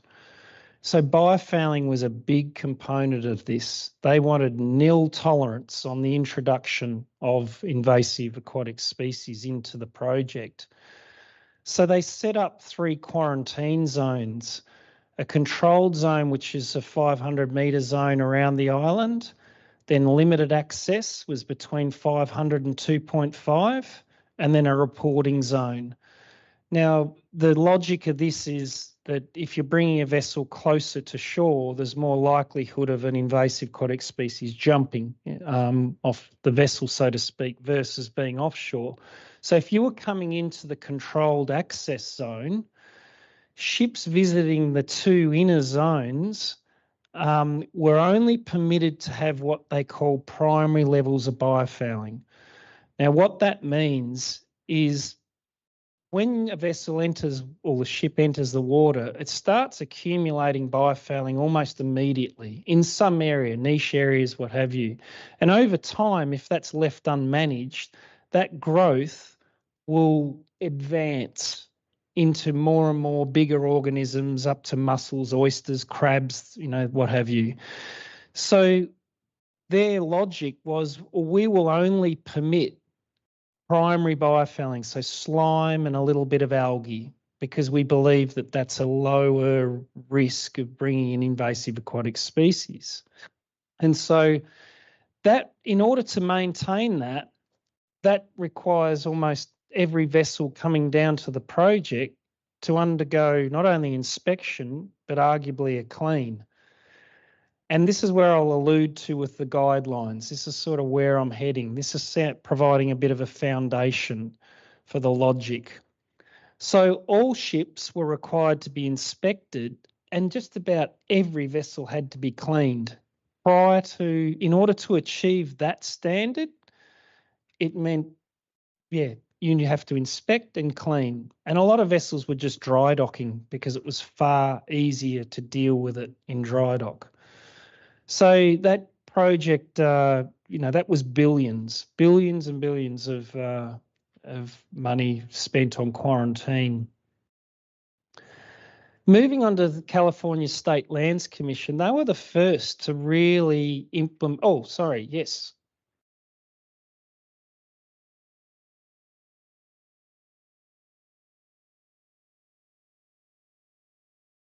I don't know if I missed, but you mentioned there is a list with 82 species, noxious species. And how do you do this? Do you verify each ship? Do you have like people diving and looking for the species? Is that the way you do? I mean, every single ship? That's exactly what was going on. So the 82 species were selected based on their historical invasion history. In order to enact that, they had to have an impact, a demonstrable impact across any four of the core values. So environmental, social, economic, and cultural, economic, environmental impacts. So if they had any of those impacts around the world, then the risk of those coming in was obviously worthy. Then, for all those vessels, there were a team of inspectors, including myself, that spent all those years inspecting every vessel prior for it to come down to Western Australia. And Western Australia demanded that there was an inspection report demonstrating that the vessels were free of those species. Now, you're probably thinking, how on earth could you possibly identify 82 species? That's where risk assessments come into it. So what I was doing was looking at the history of the vessel based on the known distribution of invasive aquatic species, the 82 around the world. I would analyse that vessel as to where it's been, what interaction it may have had with those 82 species, and then look at the likelihood of contamination, because a lot of those 82 species, like crabs, can't just jump onto a vessel. Acorn barnacles are quite prevalent, tube worms, these sorts of things, so they have a higher likelihood of encountering. So I would narrow that target list down to arguably 15 or 20 species, and then I'd be actively looking for those species. And I'd have a database and an algorithm, I'd run that through to work. But that was just me. That I can't speak for anyone else. Yeah. Sorry, another question. Actually, yeah, can we use a second microphone? I'll get my steps up today. Yeah. Hi, morning. So these inspections were only limited to outside of the hull, or did you look at the ballast water itself, take samples and do inspections there? Good question. So it only involved the outside of the hull and what we call internal seawater systems. The ballast in Australia, we enacted the Ballast Water Convention. We're one of the first in the world. So we already had ballast water requirements in place. So that was taking care of the ballast water. So these inspections were on the general hull and internal seawater systems, which again, I'll come back to and explain how you do that as far as the inspections. I'm curious about vessel check. Does that use a risk assessment, as you mentioned, basically using data on distributions of species? No. Or is it just looking at across bioregions? What it does, and this is again where we'll be heading with this course, and this is where Greg will be presenting on the various risk factors that contribute to a ship accumulating biofouling. There are a stack of factors that contribute to that, but sadly, the more refined you try to be, the classic statistics, the more or almost less precise you can actually be. So you've got to be quite general. So that vessel check uses very broad categories to look at the likelihood of the vessel accumulating biofouling, and therefore the higher level of biofouling you might have, the logic is you're likely to have an invasive aquatic species. So it doesn't look at what I was talking about as the distribution of species. So is that a risk assessment? A risk assessment by definition is likelihood and consequence. That's how you do a risk assessment, right? So to my mind, it's a likelihood assessment or a decision support tool. It's not technically what I would call a risk assessment in its pure form. Yeah. Any other questions? This is good. This is, yeah. Yeah. Actually, out of curiosity, so when you were inspecting these ships, at what point in time were you carrying this investigation? Like, was the ship at anchorage? I assume so, because it has to be done before the ship's calls in, right? Yeah. So you would take yourself a ship, go there at anchorage. So there was probably a request for the ship to stop at in a certain area for you to carry out the inspection, I guess. Just curious. No, I'm loving these questions because this is my life. This is what I've been doing for the last 14 years. What happens is a vessel has a schedule. They don't want to deviate from that schedule because time is money. So they would engage one of the inspectors to fly wherever they're going to mobilise to come to Australia. And so I've been to most parts of the world, from Las Palmas to Norway to Mediterranean, wherever those vessels are, they're generally their last port of call, because there's no use doing inspections, say, in Las Palmas, then it heads through the sewers and stops over in, wherever, that then exposes the vessel to more risk. So you want to be doing that inspection generally at the last port of call before you come to Australia. And so most of my inspections were occurring in Singapore. Now, the other reason why we undertake the inspections in Singapore, it is a major maritime hub moving down to the Southern Hemisphere, is because there's 65 different commercial diving companies in Singapore alone, and they are absolutely flat out cleaning hulls every day for not only this, but for greenhouse gas, reducing fuel and what have you. So I would get an email or a phone call. We need you in Las Palmas on the 18th of whatever. Can you make it? Yes, I can. And I have my little laboratory. I have a kit with my microscope and all the guides and everything, and I would take that. I'd risk assess the vessel before I would leave, understand where it's been, how old the vessel is, when was it last anti-foul, when was it last clean, build up some knowledge as to what I'm walking into. Because if I'm walking into a nightmare, i.e. the vessel's 4 years old, it's spent 6 months stationary in Singapore, and it hasn't had a clean, generally I would say go to dry dock. Don't even bother engaging, divers, because it'll take you 3 weeks to clean that growth. So it is all about trying to work with industry as to where they're going to be in order to undertake the inspection. And that was predominantly for oil and gas, which is big infrastructure with lots of niche areas. Now what I'm starting to do is do more cruise ship inspections. Now they're very difficult because they're generally in port for 8 hours and they're off to the next port for another 8 hours. So when do you get 8 hours to inspect and clean a vessel?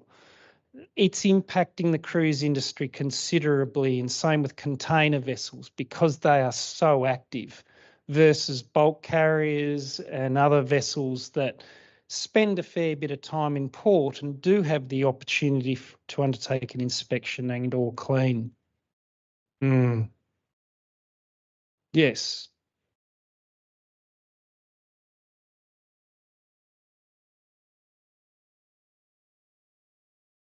Buenas tardes, voy a hablar en español, perdón, es para tener más claridad en la pregunta.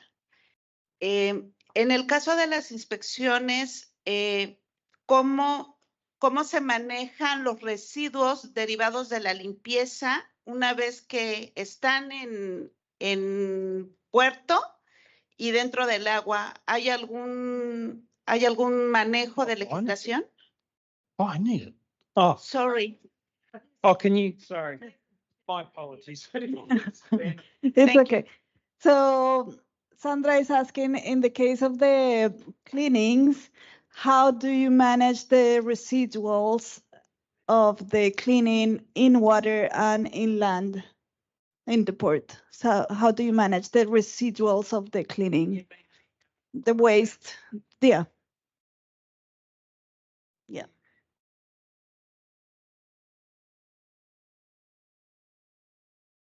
Yeah, absolutely. Thank you. Just getting a insertion. There we go. Thank you. This is new. This is new for me. So what all that cleaning that I've been involved in for the last 14 years, not one of those cleans has collected the biofouling. Yeah. So this whole collection of biofouling is a very new thing. And it's twofold, because we're concerned about the increased risk of biocides, toxic biocides going into the water, but also invasive aquatic species. So the cleaning in Singapore, there's no regulatory requirement yet to retain the biofouling. In Australia and New Zealand, the reason why we've banned in-water cleaning for the last 30 years is because the mainly tributyl tin, I'm not sure if you ever have heard that word, but that was a biocide that was used in coatings back in the 60s, 70s, 80s and even 90s that was so effective, nothing would grow on a ship. And I remember diving under ships back in the 90s where I started wearing gloves because there was no growth on the hull and I was worried that it was so toxic. So we've outlawed tributyl tin and we now have a convention surrounding that. But that's where Australia just banned in-water cleaning and said no more. And so this is the problem we have in Australia and New Zealand. If you're a vessel that's coming to Australia and New Zealand, you can't deal with the issue when you arrive. So you must do it in Singapore. Now, it mostly, in my opinion, most of the in-water cleaning that occurs around the world that doesn't collect sadly occurs in a band around the equator. It's in UAE, Singapore, Malaysia, Indonesia, Vietnam, Thailand, Panama to some extent. It's this sort of band because I think the temperate areas tend to have legislation in place that either you must collect or you're not allowed to clean. The problem with this regime is because we've banned in-water cleaning in Australia and New Zealand, we now have requirements. It's pushing the risk offshore.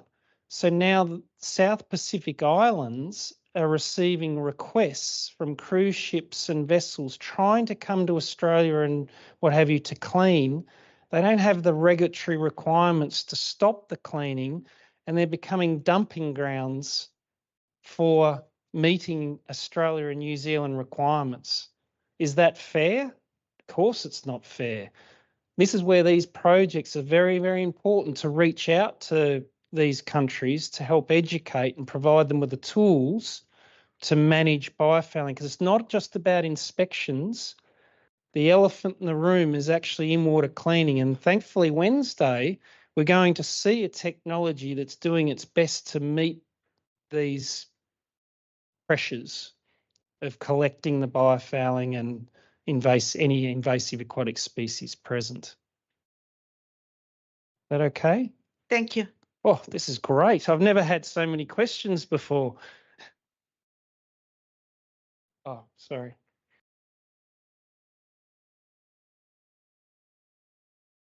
Hi, Beatriz Medina from UMIP. I'm going to ask my question in Spanish. Okay, I'll do my Okay. best so you can help. You can back me up, okay?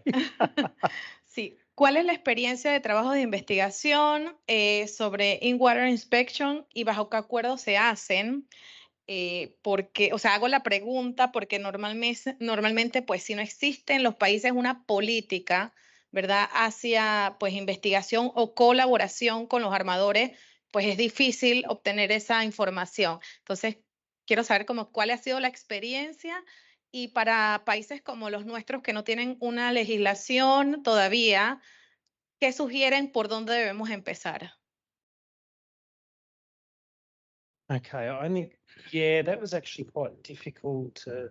Okay. Yeah, sorry. So she's asking what has been the experience, especially on research, on like what to do with the cleaning itself, right? Oh yeah. So what types of collaborations and where do you start as you mentioned, these countries are receiving all of this problem. So what type of research has been done and what types of collaborations can these countries look for to start regulating their own?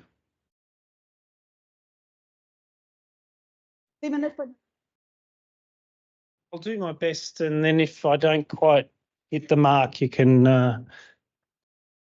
Oh, do we?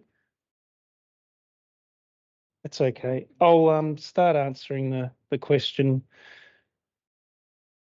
It is a big challenge.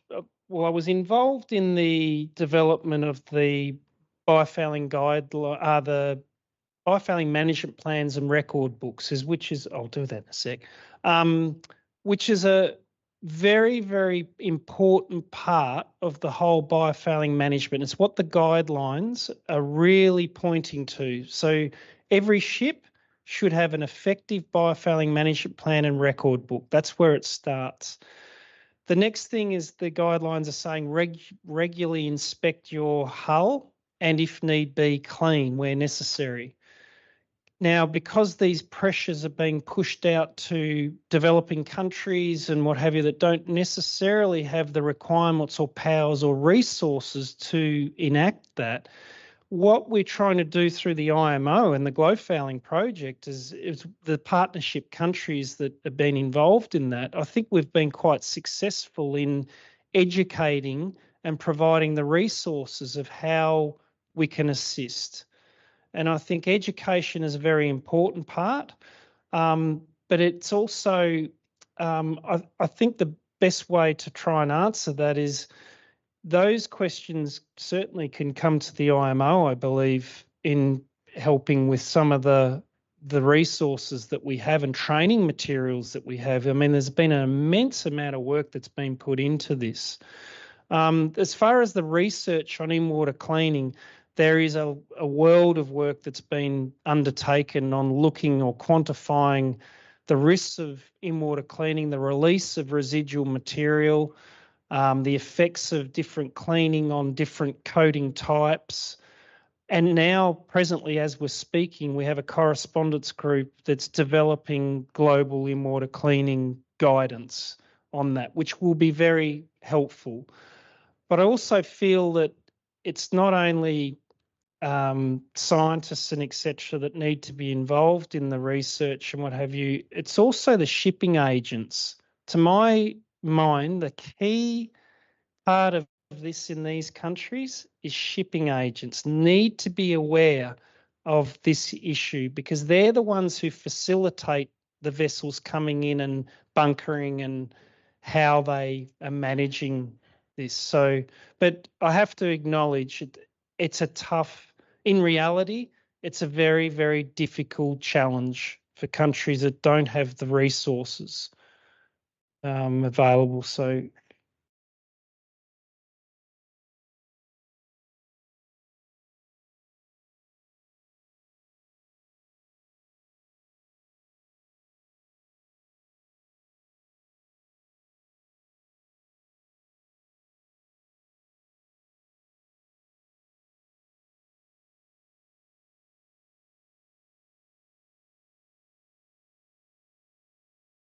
how do they work together?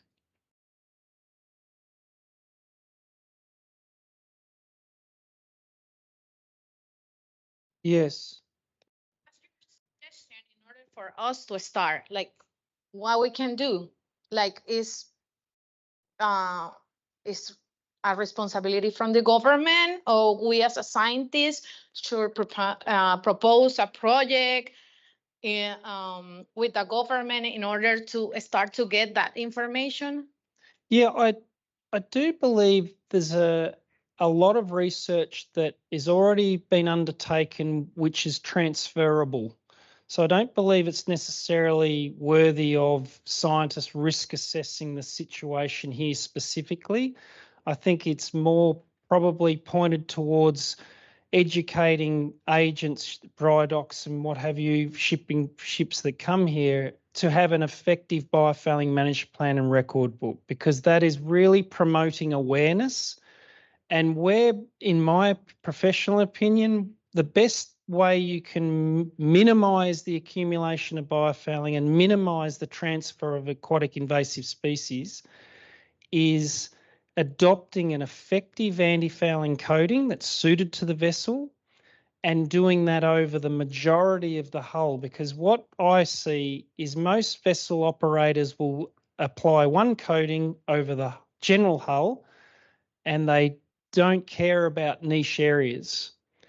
Now, that takes care generally of fuel efficiency because that's where the hull penalty occurs. But invasive aquatic species live in nooks and crannies.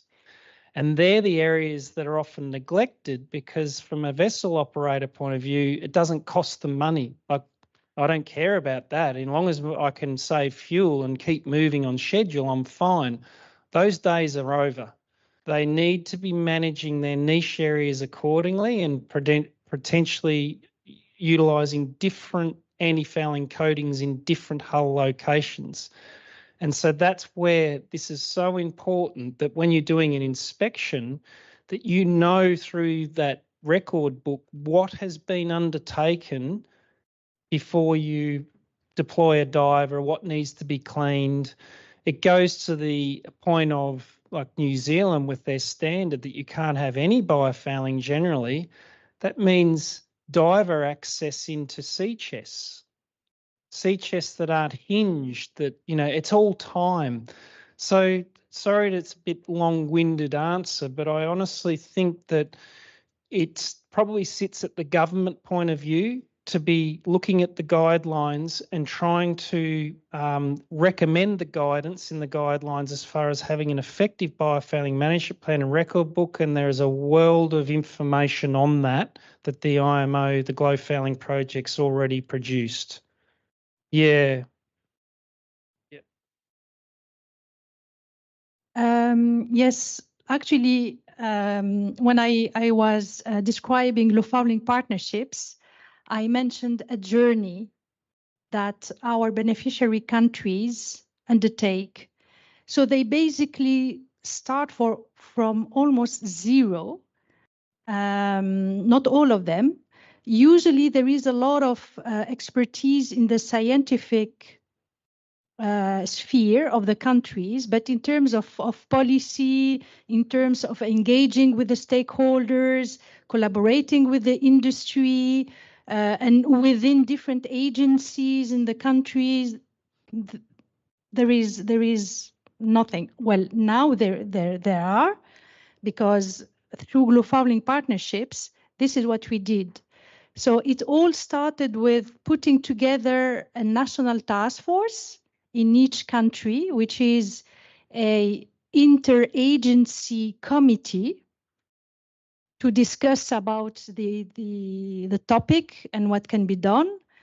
A lot of raising awareness. So each country, us at the level of the project, but then each country undertook a lot of raising awareness. And then they started undertaking a national status assessment. So the national status assessment is the baseline. This is to understand what is the status in the country. What are we talking about? Are there any risks? What are these risks? Is it more, international shipping? Is it more domestic shipping? So really a comprehensive kind of risk assessment, actually, and to understand also if the country is equipped or not to face these risks. Is there any legislation in place? or not.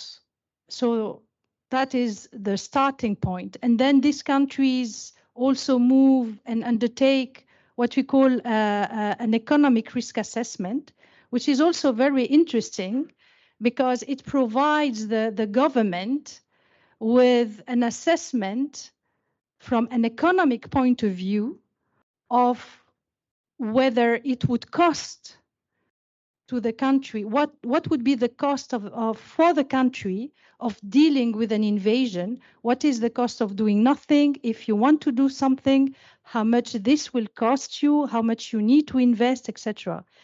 And then based on these set of information, the countries move on to develop a national strategy and an action plan. Now, all of these we're helping with because we developed guides. So a guide how to undertake, a national status assessment, an economic assessment, how to develop your strategy and your action plan. And this is available. Panama is not one of our primary beneficiary countries under global partnerships. However, the guide is there and you can use it. Panama can use it. In fact, it was the case for some of the Mediterranean countries, which are not included in global partnerships. Recently, this is what they did. They used our guide to start the process, and then they undertook a national status assessment. So with different funds, but so there is a process, there is a journey Panama can undertake, and there is a lot of supportive documentation and guides and help we can provide. And I think Lina also you wanted to add something. Just a quick add on to that, and I know you're going to talk about the California regulations, but as Ashley mentioned, California is one of the few jurisdictions in the world that has already implemented biofouling regulations. So, and pretty much everything that Lilia was saying is what California went through in this process. We had to have, it's pretty much having the right people in the right in the same room and talking and starting building that task force, knowing what is already there in the country and what are the steps that need to be done to create these regulations.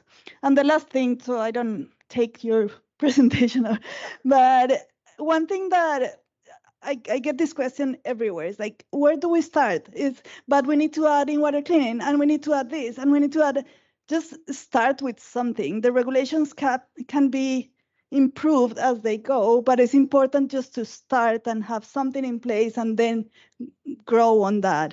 And I think that's one of the things that I have been learning as I talk to many of these representatives of the country. So.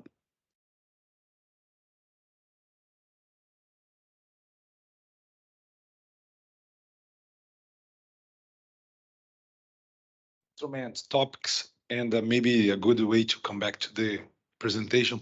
How is for Australia and New Zealand, I saw your last slide, the consideration of invasive species as a biosecurity and biosafety case. Is just like an environmental management or something like related to biosafety as a weapon or something that can put all the military group in aware about that? Because I ask that because I work in a military in Brazil, and also there are difficulties for them to understand. Most of the countries have the navies controlling the waters and all the ships, and for them sometimes just something for environment, just don't care about that. It's just nothing that we need to do work with that. Yeah. I can speak from experience in Australia. I can't so much speak for New Zealand, but our defence in Australia essentially are a law to their own. So they're not really subject to Australia's biofouling management requirements. However, in saying that, They are very aware of the issue and have been implementing their own codes of practice. So in Australia, it's a biosecurity concern, not what you were saying the latter concern is. And we had a situation recently, like 2 years ago. I think our defence were confident that they were managing biofouling, but we had a situation where we think it was a Japanese submarine that came into Western Australia that can claim sovereign immunity, essentially, and maybe wasn't aware of the situation that did actually infect or bring an invasive species in. Now, I need to qualify this. You can't prove this. Obviously, it's theoretical, but they were looking at the different vectors that were coming into this particular facility, and that's what they hypothesised as a possible vector in. And sadly, that species, which was the sea vomit that we have, which is arguably one of the worst species you can have. The other one's Tabastria, the sun coral in Brazil and throughout Caribbean, and Gulf of Mexico. And it's the way it reproduces. It's very, very difficult to manage those sorts of species that can reproduce both sexually and asexually and fragment and what have you. And so we're learning the hard way, because that species now is established and it'll slowly move around domestically. Because this is the other thing, it's great to have international requirements and you can somewhat enforce that. But once something arrives, how do you then stop it moving domestically? Generally, there's no powers available, and it can also move naturally too. So the emphasis needs to be obviously on international infrastructure coming in, which includes defence. And the other issue with defence is arguably they spend a lot of time sitting stationary and accumulating a lot of high-level growth. And when they go to the next location, they tend to stay there for a long time. And that's your perfect scenario of spread. So it's very important for defence to come on board, not only merchant and oil and gas, but defence as well. But it's focused on biosecurity, invasive aquatic species impacts on the environment, economy, human health, social, cultural. Any other questions? That was good. Yeah. Okay, I'll just quickly run through. California introduced in 2017. It was really based on the biofouling guidelines. Applies to vessels greater than 300 registered tonnes. And the emphasis of California is that vessels or ships should have a biofouling management plan and record book. That's where it should start. And anti-fouling coatings must not be aged beyond their effective lifespan. So generally speaking, ships that go into dry dock that are intending on going out of dry dock and not coming back for 5 years should adopt an anti-fouling coating that can sustain that period and resist biofouling. No point putting a coating on that can only last 2.5 years. That's bad practice, not good practice. That's what they mean there. And they put a lot of emphasis on to managing niche areas effectively, which I love. It's not just about the general hull, it's about the nooks and crannies. I'll move on to New Zealand. Now, this is the highest standard in the world, and it's known as the Craft Risk Management Standard. Now, this is all available online too. It's very accessible. They had existing the Biosecurity Act, but they had to amend their Biosecurity Act in order to do this.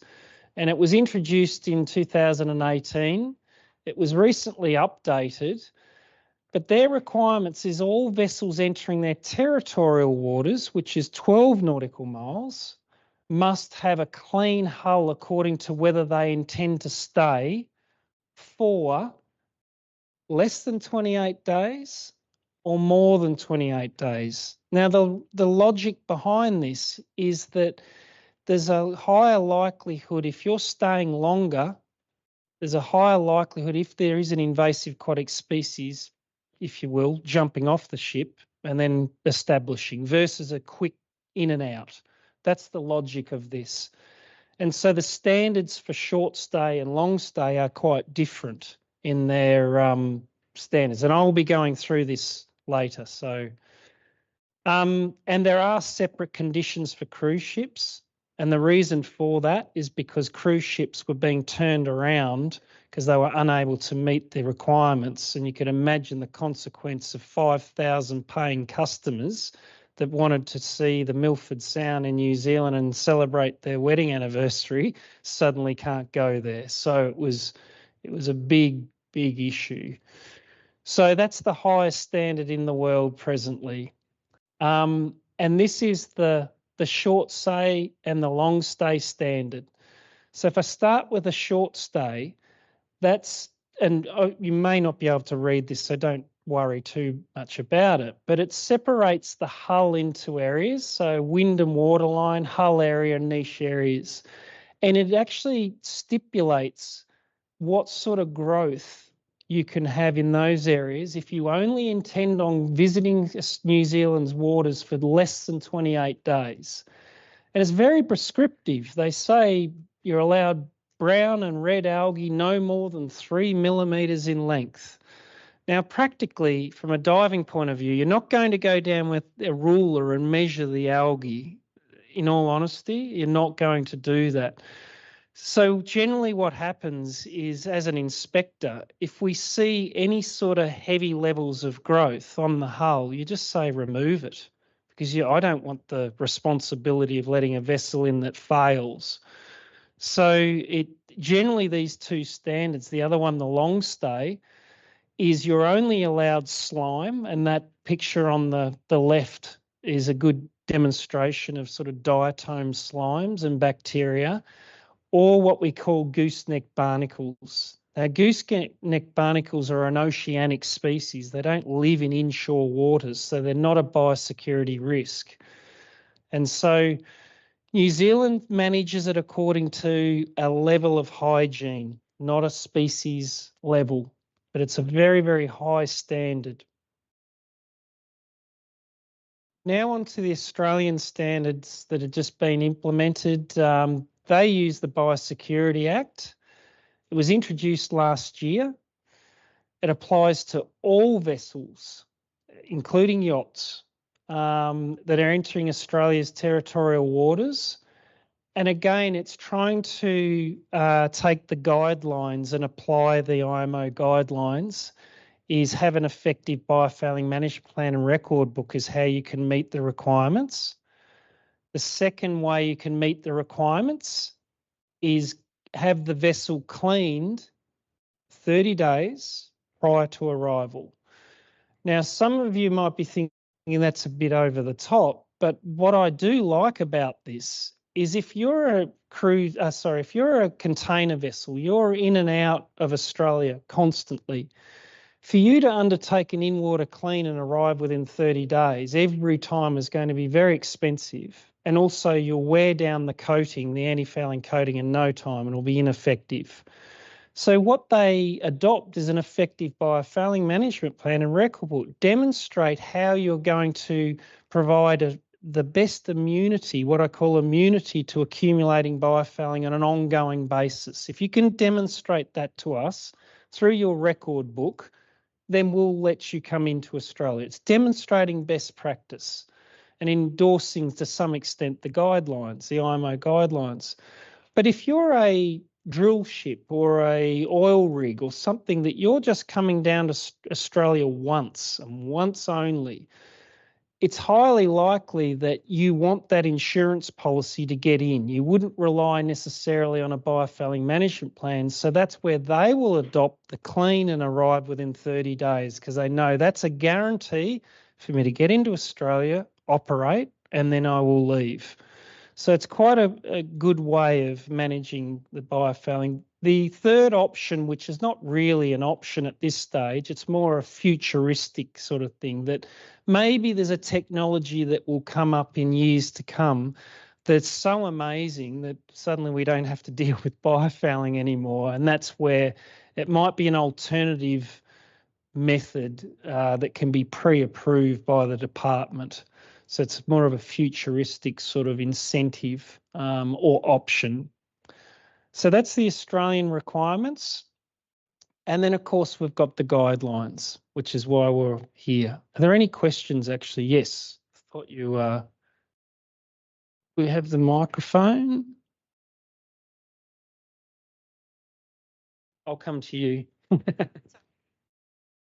Thank you. I just wanted to clarify the plan that vessels would have on board that would replace the need for an inspection. Yeah. So what they're trying to promote is best practice. So if you are a cruise ship, for example, that's where the Commonwealth government would look they do a lot of liaison with the cruise industry and say, if you want to be constantly visiting our waters, this is the expectation, i.e. when you go to dry dock, you apply good quality anti-fouling coatings, you manage your niche areas, you adopt an inspection regime that shows commitment throughout your in-water service period. And provided you can demonstrate that, but also on your record book, you are showing evidence that you are implementing your plan, not just having a piece of paper that promises the world that doesn't actually do anything about it, then technically, yes, they don't need to do an inspection. However, how the Commonwealth does, the Australian government does sort of enforce this is that they will look at the biofouling management plan and record book upon arrival and see whether it's actually effective and the record book. And if it is just a piece of paper that's not doing what it should be, they enforce what they call increased intervention. So what that means is they'll start digging deeper on the history of the vessel, what it's been doing. And if they suspect that it's not managed correctly and there's invasive aquatic species, they will deploy an ROV to inspect the hull.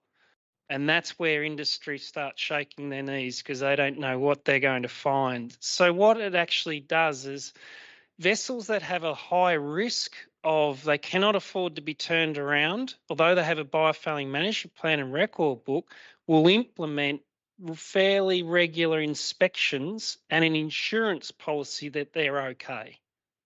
So I know it reads like just have a piece of paper and come on in. No, it's not like that. Yeah.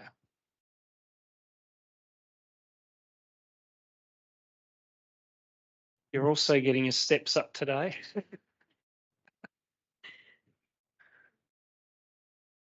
I was just curious because you showed us New Zealand has a long stay and a short stay, 28 days. Yes. You have 30 days. But if the vessel, 30 days you mentioned? No, 28. 28, you're But in less than Australia? 28 or more than 28. This is Just for...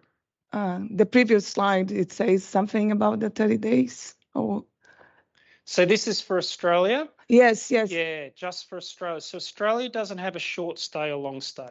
Yeah, I understood just because how you based your, your regulation to say that one country says it's 28 days and the other one says it's 30 days. And I was just wondering, in Brazil, we have like temperate latitudes, tropical latitudes and equatorial latitudes. In tropical water would be like 30 days would be a lot. Yeah. I mean, it's just, how did you get for the 30? Absolutely. I can answer this in two ways. In that the 30 days, the government interacted with industry immensely in order to get these requirements up and running. And they looked at their operations and what they are doing. And essentially what they found is the 30 days when vessels, if you choose that option, which is generally for mostly oil and gas and stochastic events that are only coming to Australia that once. Otherwise, you would have a biofouling management plan if you're a very active vessel and moving in and out. So that 30 days prior to arrival, that clean that occurs on day 1 and finishes at day 7, gives you another, because it generally starts at the start of the cleaning. So it only gives you X amount of days to get to Australia. So it's not like it's 30 days sitting there accumulating growth. So it's you must have undertaken a clean within 30 days prior to arrival. So that also includes the mobilisation, and also the Australian government looks at where did that occur. So if it occurred 3 or 4 ports prior and they've been dawdling, well, obviously there's increased risk. The other thing with the 30 days, I totally agree. You can accumulate biofouling on day one in a niche area, and it could be an invasive aquatic species. I understand that government had to negotiate this with industry and saying, well, what sort of time do you need based on your operations to make it pragmatic, was the other side of the answer. But to come back to New Zealand, to be honest, there's science behind it, but I think it's more about, well, New Zealand used to be 20 days short stay or 21 days overstay. And when they did their review in 2023 and have just released their new, the 28 days is new because 20 days wasn't practical. Industry was pushing back saying, we can't meet this. So I think in a nutshell, while there's science there and understand what you're saying, I think it's very much a compromise with reality and being pragmatic with industry movements. But I agree exactly where you're coming from. Yeah. Yeah, like in California, the way that the regulations are written is that the vessels must report to us how many stays of 10 days and longer have they had since the last cleaning. So we're not doing like physical inspections, but we're doing some kind of risk assessment depending on all those parameters that we're going to hear about. But that's one of the parameters that we look at, like how many layup periods have you had since your last cleanup? And also to put your mind at rest, we're going to delve into these aspects of how biofouling accumulates on ships, where, when, that sort of thing. So to try and drill down on this is some of the logic. So hopefully that will help cement some of this. As I was suggesting with the guidelines really emphasise for ships to develop and implement an effective biofouling management plan and record book. And I live these every day now. They're becoming more and more common and it's one of the first things that I ask a ship when I receive an inquiry, when they say we need an inspection in Norway, whatever that might be. The first thing that I ask them, provide me with your effective biofouling management plan and your record book. And then I will dissect that and see what information they can provide. And if it's insufficient, then I dig deeper as far as the information I need. And again, we'll be going through this in the course. The guidelines use a rating system. So the guidelines are, I shouldn't say recommending, but they are providing recommended, I'll just use that word, or guidance as to what level of growth ships should maintain. And what they are saying is that there's 0 to 4 is the scale. And this is a diagrammatic example that I've provided, just so you can visualise this. And we'll be using this through the course over the next day or two, and also on Wednesday when we're undertaking the cleaning. And it's really saying that red line there, and the reason why I've put that there is saying that wherever possible, maintain your biofouling on your hull, 1 or less. And all that is slime, largely. Now, the sad part about reality is that slime can accumulate within a week, even in a niche area. You can even accumulate this is to, within 30 days, easily to this in niche areas. That's the reality. So what I want to emphasize in this course is it's a bit like taking your COVID vaccination. The best thing you can do back in 2020 when we were obviously had the pandemic, the best thing you could do to protect yourself, your family and friends is to be immunised, to not be infected, and also provide distance. There's no interaction, no hugging, because this is how I relate biofouling. If you're a vessel or a ship that doesn't have an effective anti-fouling coating or your COVID vaccination, and you're coming into ports and you're interacting with other vessels and what have you, the odds of you transmitting COVID or invasive aquatic species is quite high.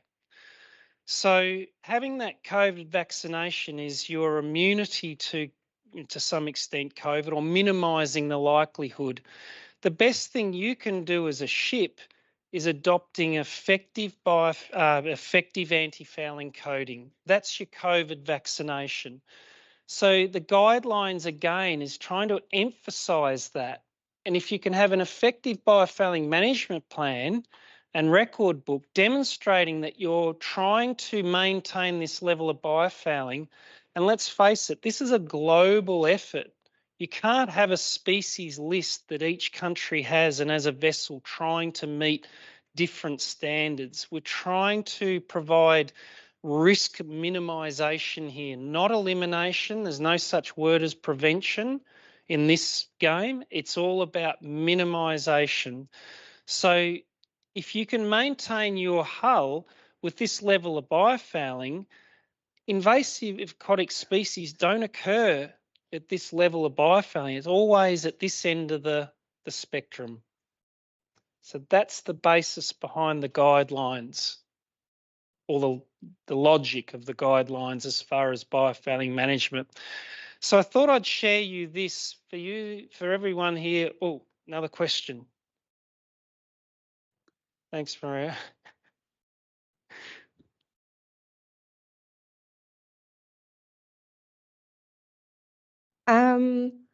You can go back one slide. Yes, and so do you have distance, as you use COVID as an example? Yeah. They maintain 6 feet. Is there a distance that each ships need to be from each other?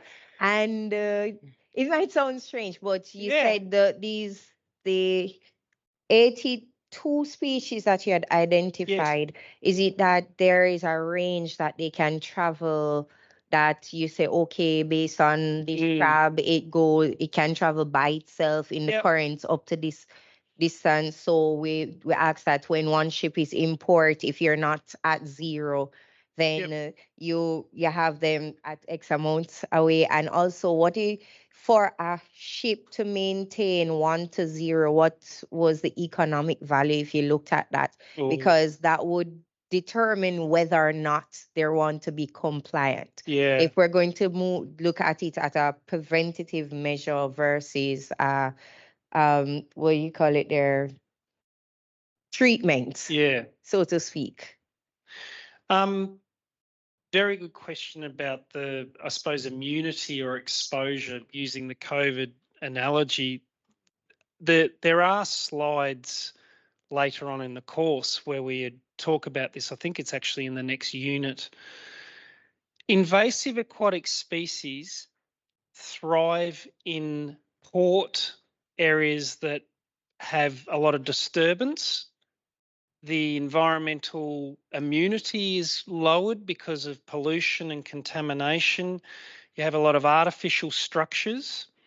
And so what we find now, and this is through the science over the last 20 years, we've come a long way to understand that vessels or ships, are only exposed to invasive aquatic species generally when they're in port environments that have enclosed, generally, waters. So we build breakwalls to obviously protect our ports and loading facilities. And what happens with that invasive aquatic species thrive on artificial structures. So they love wharf piles, pontoons, moorings, floats, navigation buoys, what have you. They thrive. And the reason for that is they tend to spawn or reproduce, and they tend to stay in that water column, so to speak. They don't know the difference between a wharf pile and a ship. So what happens when they spawn is a ship is a surface referenced, same as pontoons and what have you. So they encounter ships. Next thing, they go for a holiday. And where does that holiday go? It goes to generally another port. And so the transmission of invasive aquatic species tends to be from port to port. So to answer your question, sadly, your vaccination about the distance, keep your distance of 5 metres, is arguably like 3 nautical miles offshore. Yeah, because the larvae and what have you, the competency period of larvae when they're ready to settle, it depends on whatever. Different species have different reproductive strategies. So essentially they can drift in the water column for quite a long way. But how I, as an invasion biologist background, it's about numbers generally. And if you're in a port environment and a species spawns, those enclosed areas hold the larvae because the flushing rates are quite low, and they hold the larvae. So that gives them more opportunity when they become viable to settle on a wharf pile, a mooring, a pontoon, or another vessel.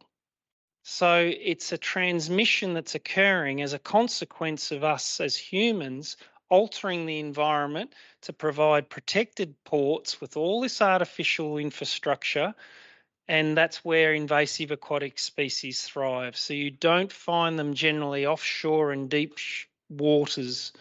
So sadly, it's hard to manage vessels from a distance point of view. They've got to trade, they've got to do what they do, and that's where the transmission occurs. Long-winded answer. Now, your second question.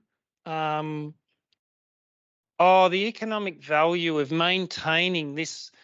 I know there has been a lot of economic work. I mean, Australia, when we were implementing our requirements, and even New Zealand, we undertook a benefit cost analysis.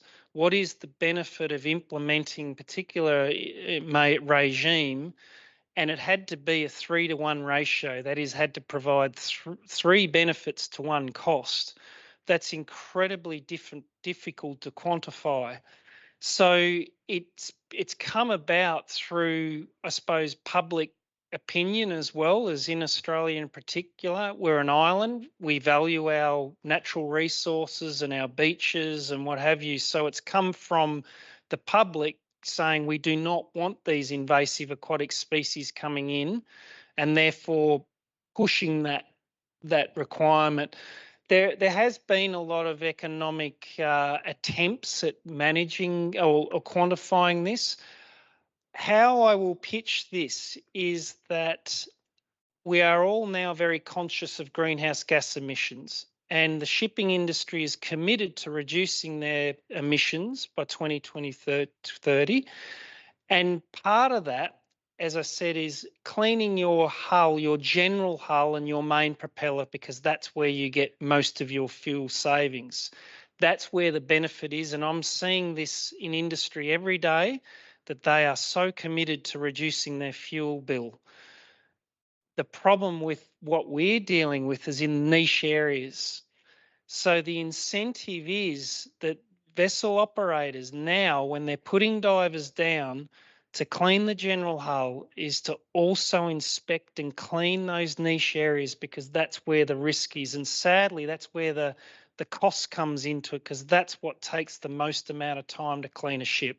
It's not the general hull. You can clean 2 sides of a general hull easily in 8 hours.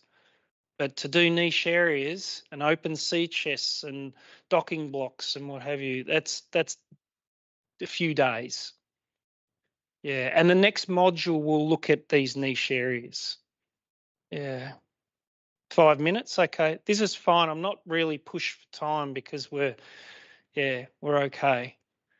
I just wanted to show you this. This is what we call the succession of biofouling.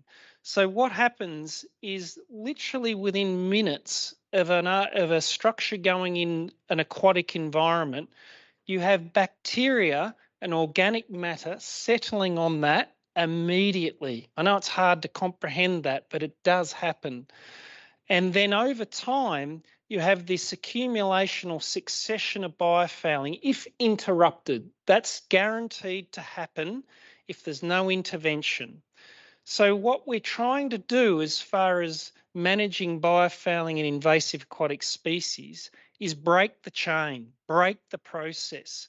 So we're trying to ensure that we're maintaining biofouling at this end, because this is where the invasive aquatic species occur. They're advanced species. They tend to settle later, i.e. arguably, well, if it's unmanaged in the tropics, and occur in week 1, 2 or 3 or 4, not within minutes to hours or months. So that's the philosophy behind some of the science as to why we're trying to keep the biofouling at this end of the spectrum. But it is costly. I guarantee you that. It's very costly. In-water inspection methods, I'll see if I can get through this fairly quickly. There's 2 methods. Divers, and essentially this technology has not really evolved a great deal since the 1960s. It's generally the same copper wire and communications and what have you that occurs, and same with scuba. It occurs all over the world every day. It's capable of undertaking all inspection standards. So just remember there's 2 standards. There's the species-specific standard, and there's the level of hygiene standard. So divers can do both. The reason why I point that out is now we're starting to see remotely operated vehicles. And I'm going to lump them all into one, in that this technology is relatively new and rapidly including autonomous, semi-autonomous and drone technologies. The difference between those is just the way they operate. So a drone's a bit like flying your drone. There's no umbilical to the actual drone. So that's what they're talking about as far as drone technologies. So I'm going to lump all those technologies and just call them ROVs, just for use. And they are becoming more popular and used for various inspections, but they're more suited to a level of biofouling and hygiene than a species-specific approach. Now, the reason why I say this is we are developing AI and the ability for ROVs to identify invasive aquatic species, but it's very difficult. I mean, when you're trying to find an invasive that's nestled in amongst other biofouling, it's near impossible. But also, to qualify this, we are seeing eDNA capability where an ROV could technically go down and sample the hull with real-time PCR and potentially providing a species-specific approach. But for the purpose of this course, because we're focusing on the guidelines, which is a level of biofouling, generally speaking, ROVs are capable of doing that. And we're going to see that on Wednesday with the cleaning machine. They're capable of inspecting hulls.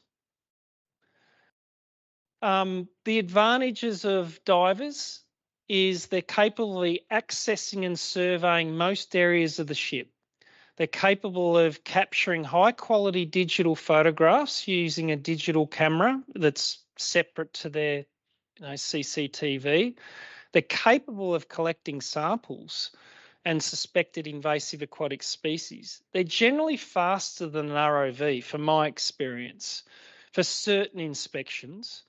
Divers can make independent and additional decisions or observations. I have a lot of trained divers around the world that I've trained over years that can see invasive aquatic species before I do on sitting topside and looking with their CCTV. And that is so powerful, because if I could be in the water, I would be doing it. But I can't dive and then fly the next day due to decompression sickness. So I have to sit topside and coordinate the diver. And if I've got a trained diver in the water, that is so powerful, very, very effective. The disadvantage, divers are expensive, especially if you're talking commercial divers and if a dive boat's required. They're limited to working up to 0.8 of a knot current, generally. Additional safety requirements. I mean, to put divers in the water these days on vessels, it's not easy. There's a lot of occupational health and safety processes. You need additional permits to dive in ports and locations, and generally requires more time to mobilise and get deployment. Remotely operated vehicles, conversely, generally high quality video recordings now, 4K, less safety concerns requirements because you don't have humans in the water. Some of the ROVs are actually capable of getting into nooks and crannies. Some of the ROVs are quite small and very manoeuvrable. Cheaper than divers, can produce better quality live imagery in poor water clarity. So you can switch that from 4K to 1080 and actually see better quality, even from a diving point of view, in some low light conditions. And some ROV system softwares are capable of assessing levels of biofouling and generating automated inspection reports. We are seeing this in a lot of technologies now, making it more efficient. But their disadvantage is they're unable to collect reliable samples for for invasive aquatic species identifications.